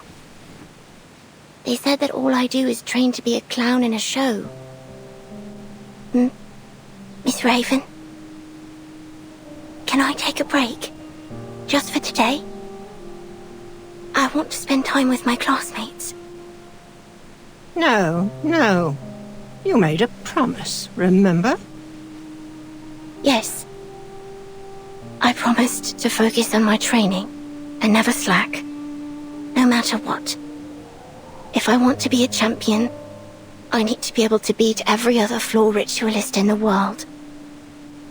Every tear, every drop of sweat will pave my path to the podium. So, you do remember it. Every word. Our God can only hear the most faithful prayers. Yes, only the most faithful. You must offer everything you have to him. Your heart, your flesh, from here to here.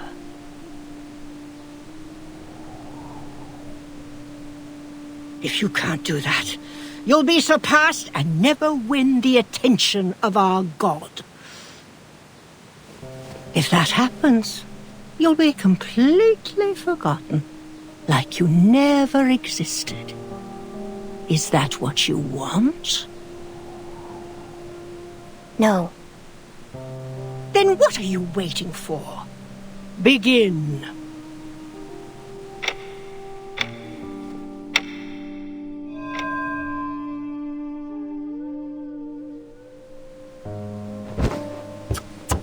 No, not like that. Why? This element will score me points. Yes, but not enough. Not enough? Then they should revise their scoring system. By not enough, I mean it's imperfect. Unfaithful. Our God won't hear you. Are you unwilling to try a better element, or simply unable to? Oh, please. I can do any element without even trying. Then show it to our God.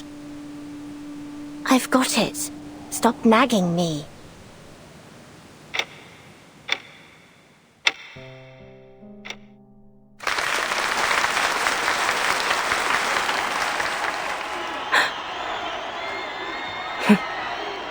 I suppose I got carried away. This applause isn't for me. But it should be.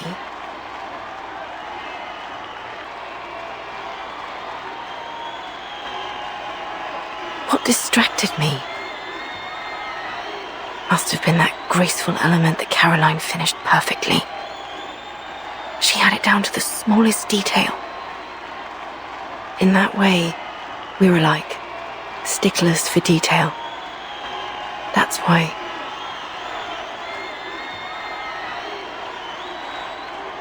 Thank you everyone. I'm feeling so restless.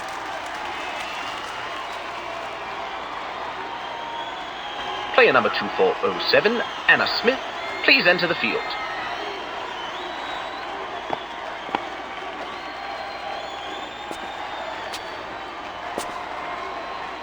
What did you think, Charlotte?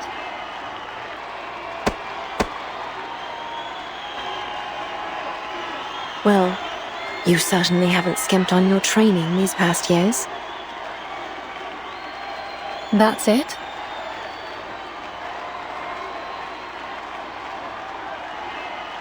You're better than when you were 9. I'll give you that.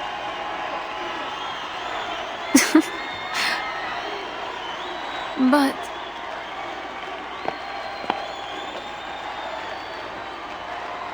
Are you sure you saw my performance clearly? The smog's rather heavy.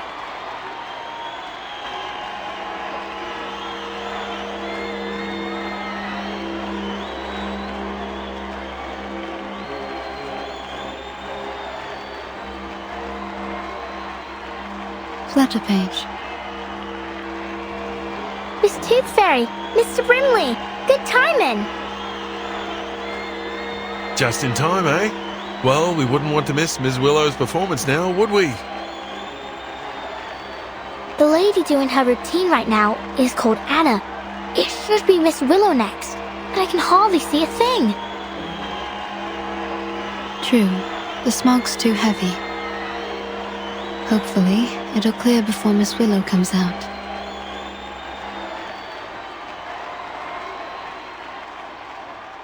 What's wrong?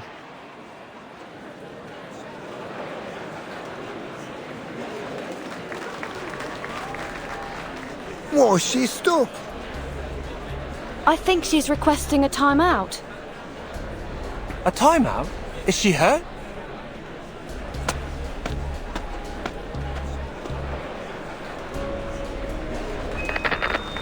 Silence, please. An announcement from the floor ritual judges. Due to force majeure,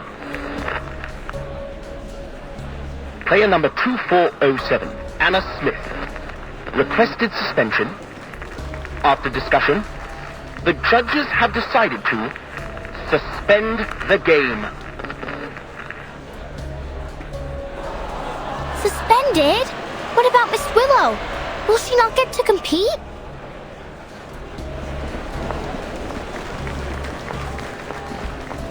Suspended? We gave everything to hold these games. How could she just back out like this? I heard that a winged key archery player got injured. Maybe that's why. What, so we're supposed to just leave? The games have hardly begun. Miss Tooth Fairy, what should we do? Miss Willow is next. It'll be such a shame if she can't play.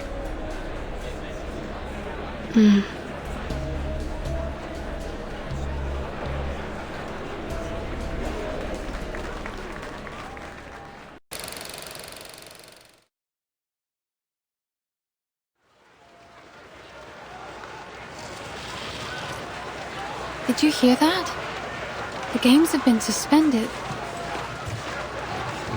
Yes.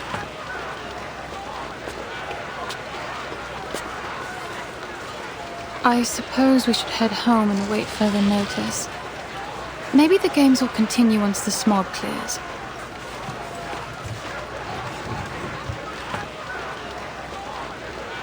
What? Go home and spit in the faces of everyone who worked so hard to make this happen? Huh?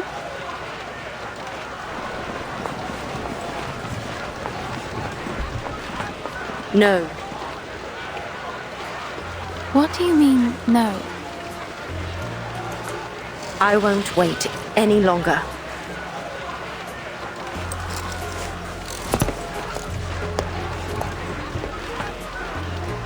Charlotte.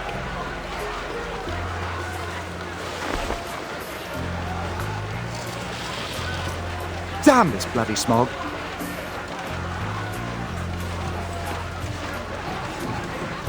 Wait! Everyone! The games aren't over yet. But the competitors aren't even competing. What's the point of staying? Oh, why don't I go and dance on the floor instead? Everyone, please return to your seats. Player number 2408, Willow. What?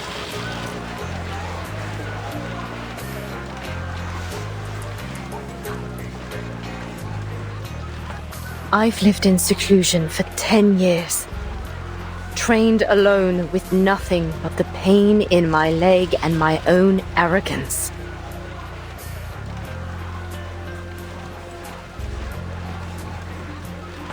Therefore, on this day, on this floor, I will perform without care for what anyone thinks.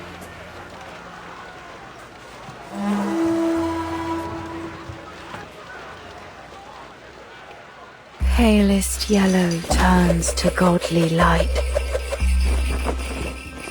The sun births shadows, the moon shines bright.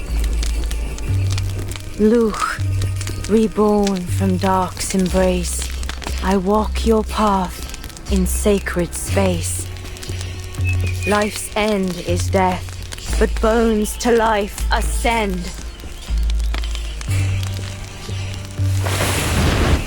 Luch, before me, from underworld I wend. Luch, Gaze on me, I rise from shadows dark. Look, heed me, your power impart, as you are me and I your counterpart.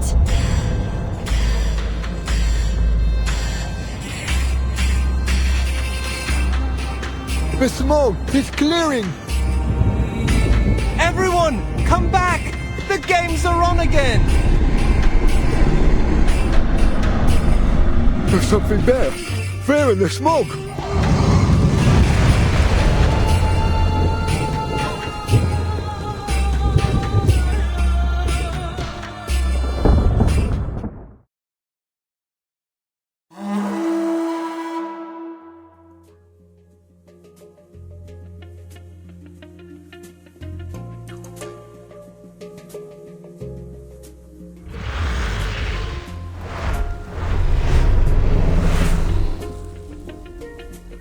All right, you filthy little thing. It's time you learnt a lesson.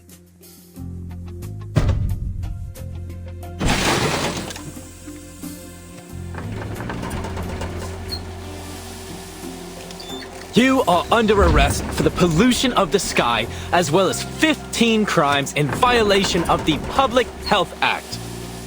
Take a good look around, because before long, you'll be rotting behind bars.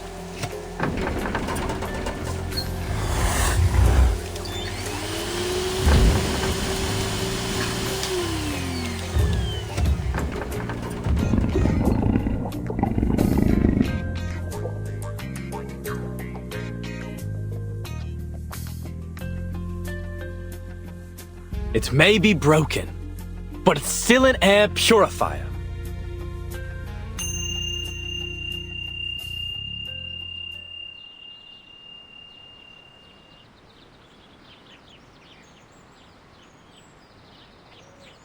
That's all from me. Thank you for watching.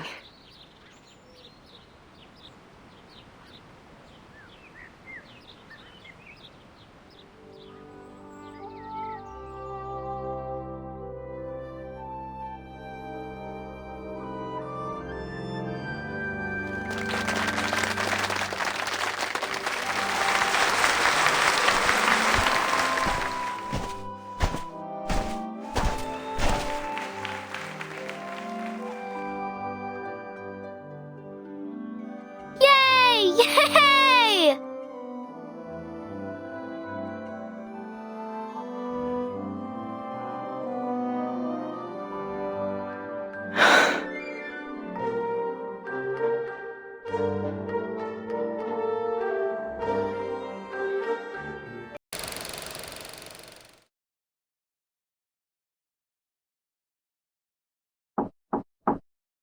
Come in.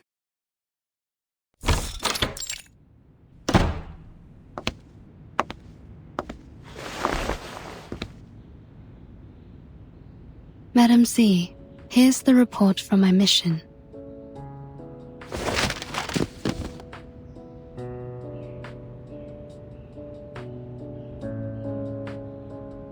It seems you've been busy too.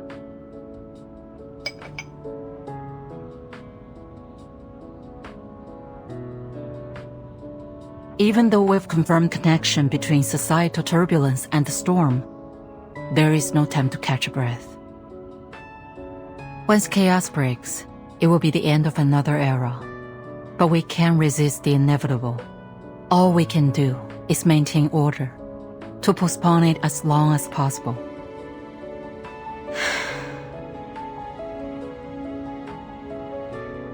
So, any findings in London?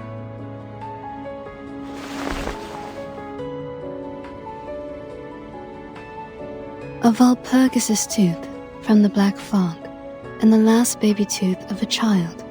Very rare, even for my collection.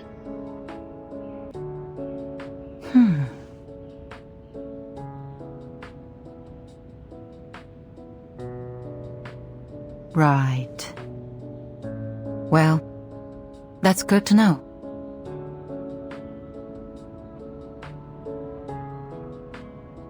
I heard the London branch is still trying to replicate the ritual that was carried out at the exhibition games. What was that?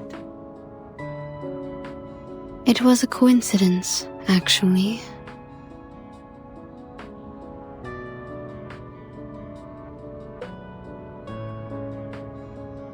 After analyzing the live sample provided by Mr. Fogg, the London branch concluded that the Walpurgis is a mutant of the Kahare, a critter species that's been extinct for centuries.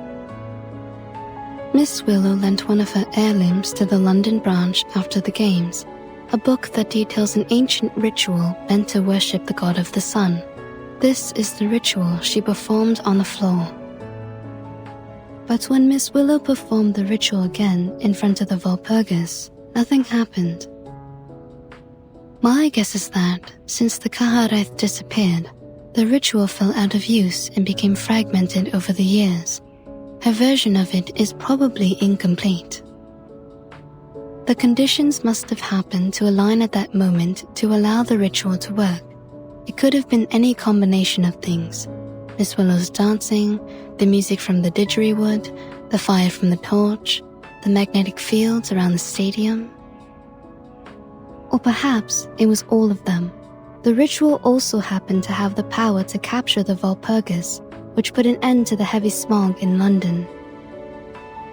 It makes sense, really, that a ritual used to worship the god of the sun would capture a monster that covers the sky and plunges everyone into darkness.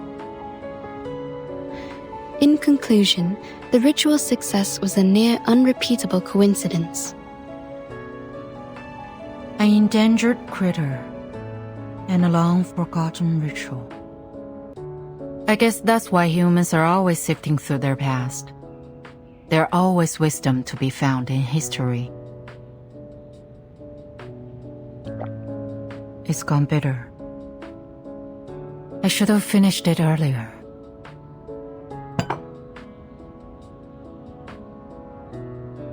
By the way, I've approved your vacation request. No one should disturb you this time.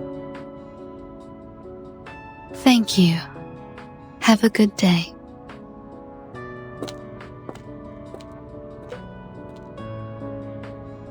Milk candy makes me miss the rabbit candy back home. Well, at least it goes with the tea.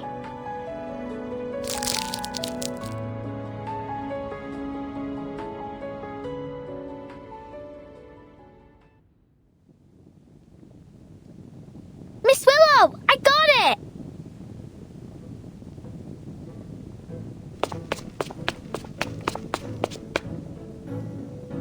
Look! The Foundations recognize our games! Here's your invitation and our tickets! I suppose your flying does come in handy after all.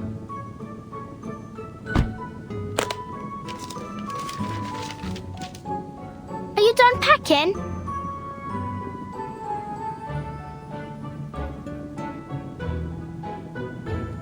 Ain't you taking this medal with you?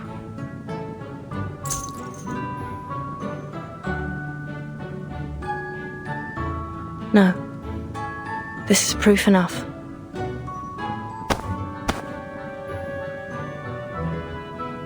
But that medal's for the winner of the qualifiers. Oh, please. They're just qualifiers.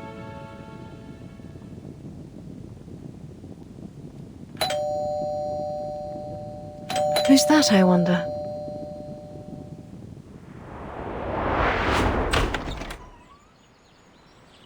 Wow, what happened to the garden?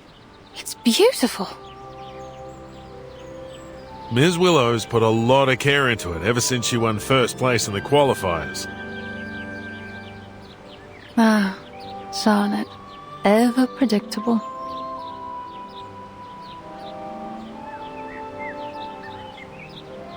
What are you doing here? We want to invite you to join us. Let's go to Australia together. With Caroline too? For your information, Charlotte, the top 3 athletes all qualify for the finals. And besides, I might have beaten you if you weren't so lucky as to capture that Valpurgis. By the way, the ship we're taking is owned by the Bartley family.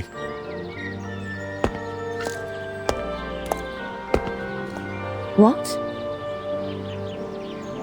So, Ms. Bartley said she'd arrange a presidential suite for us. A presidential suite? Like, for presidents?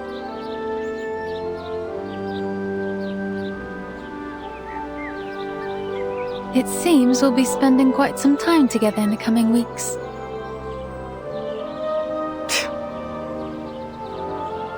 But which one of us is a president? It's Caroline, ain't it? It must be! Would you shut your mouth? You can't scare me anymore.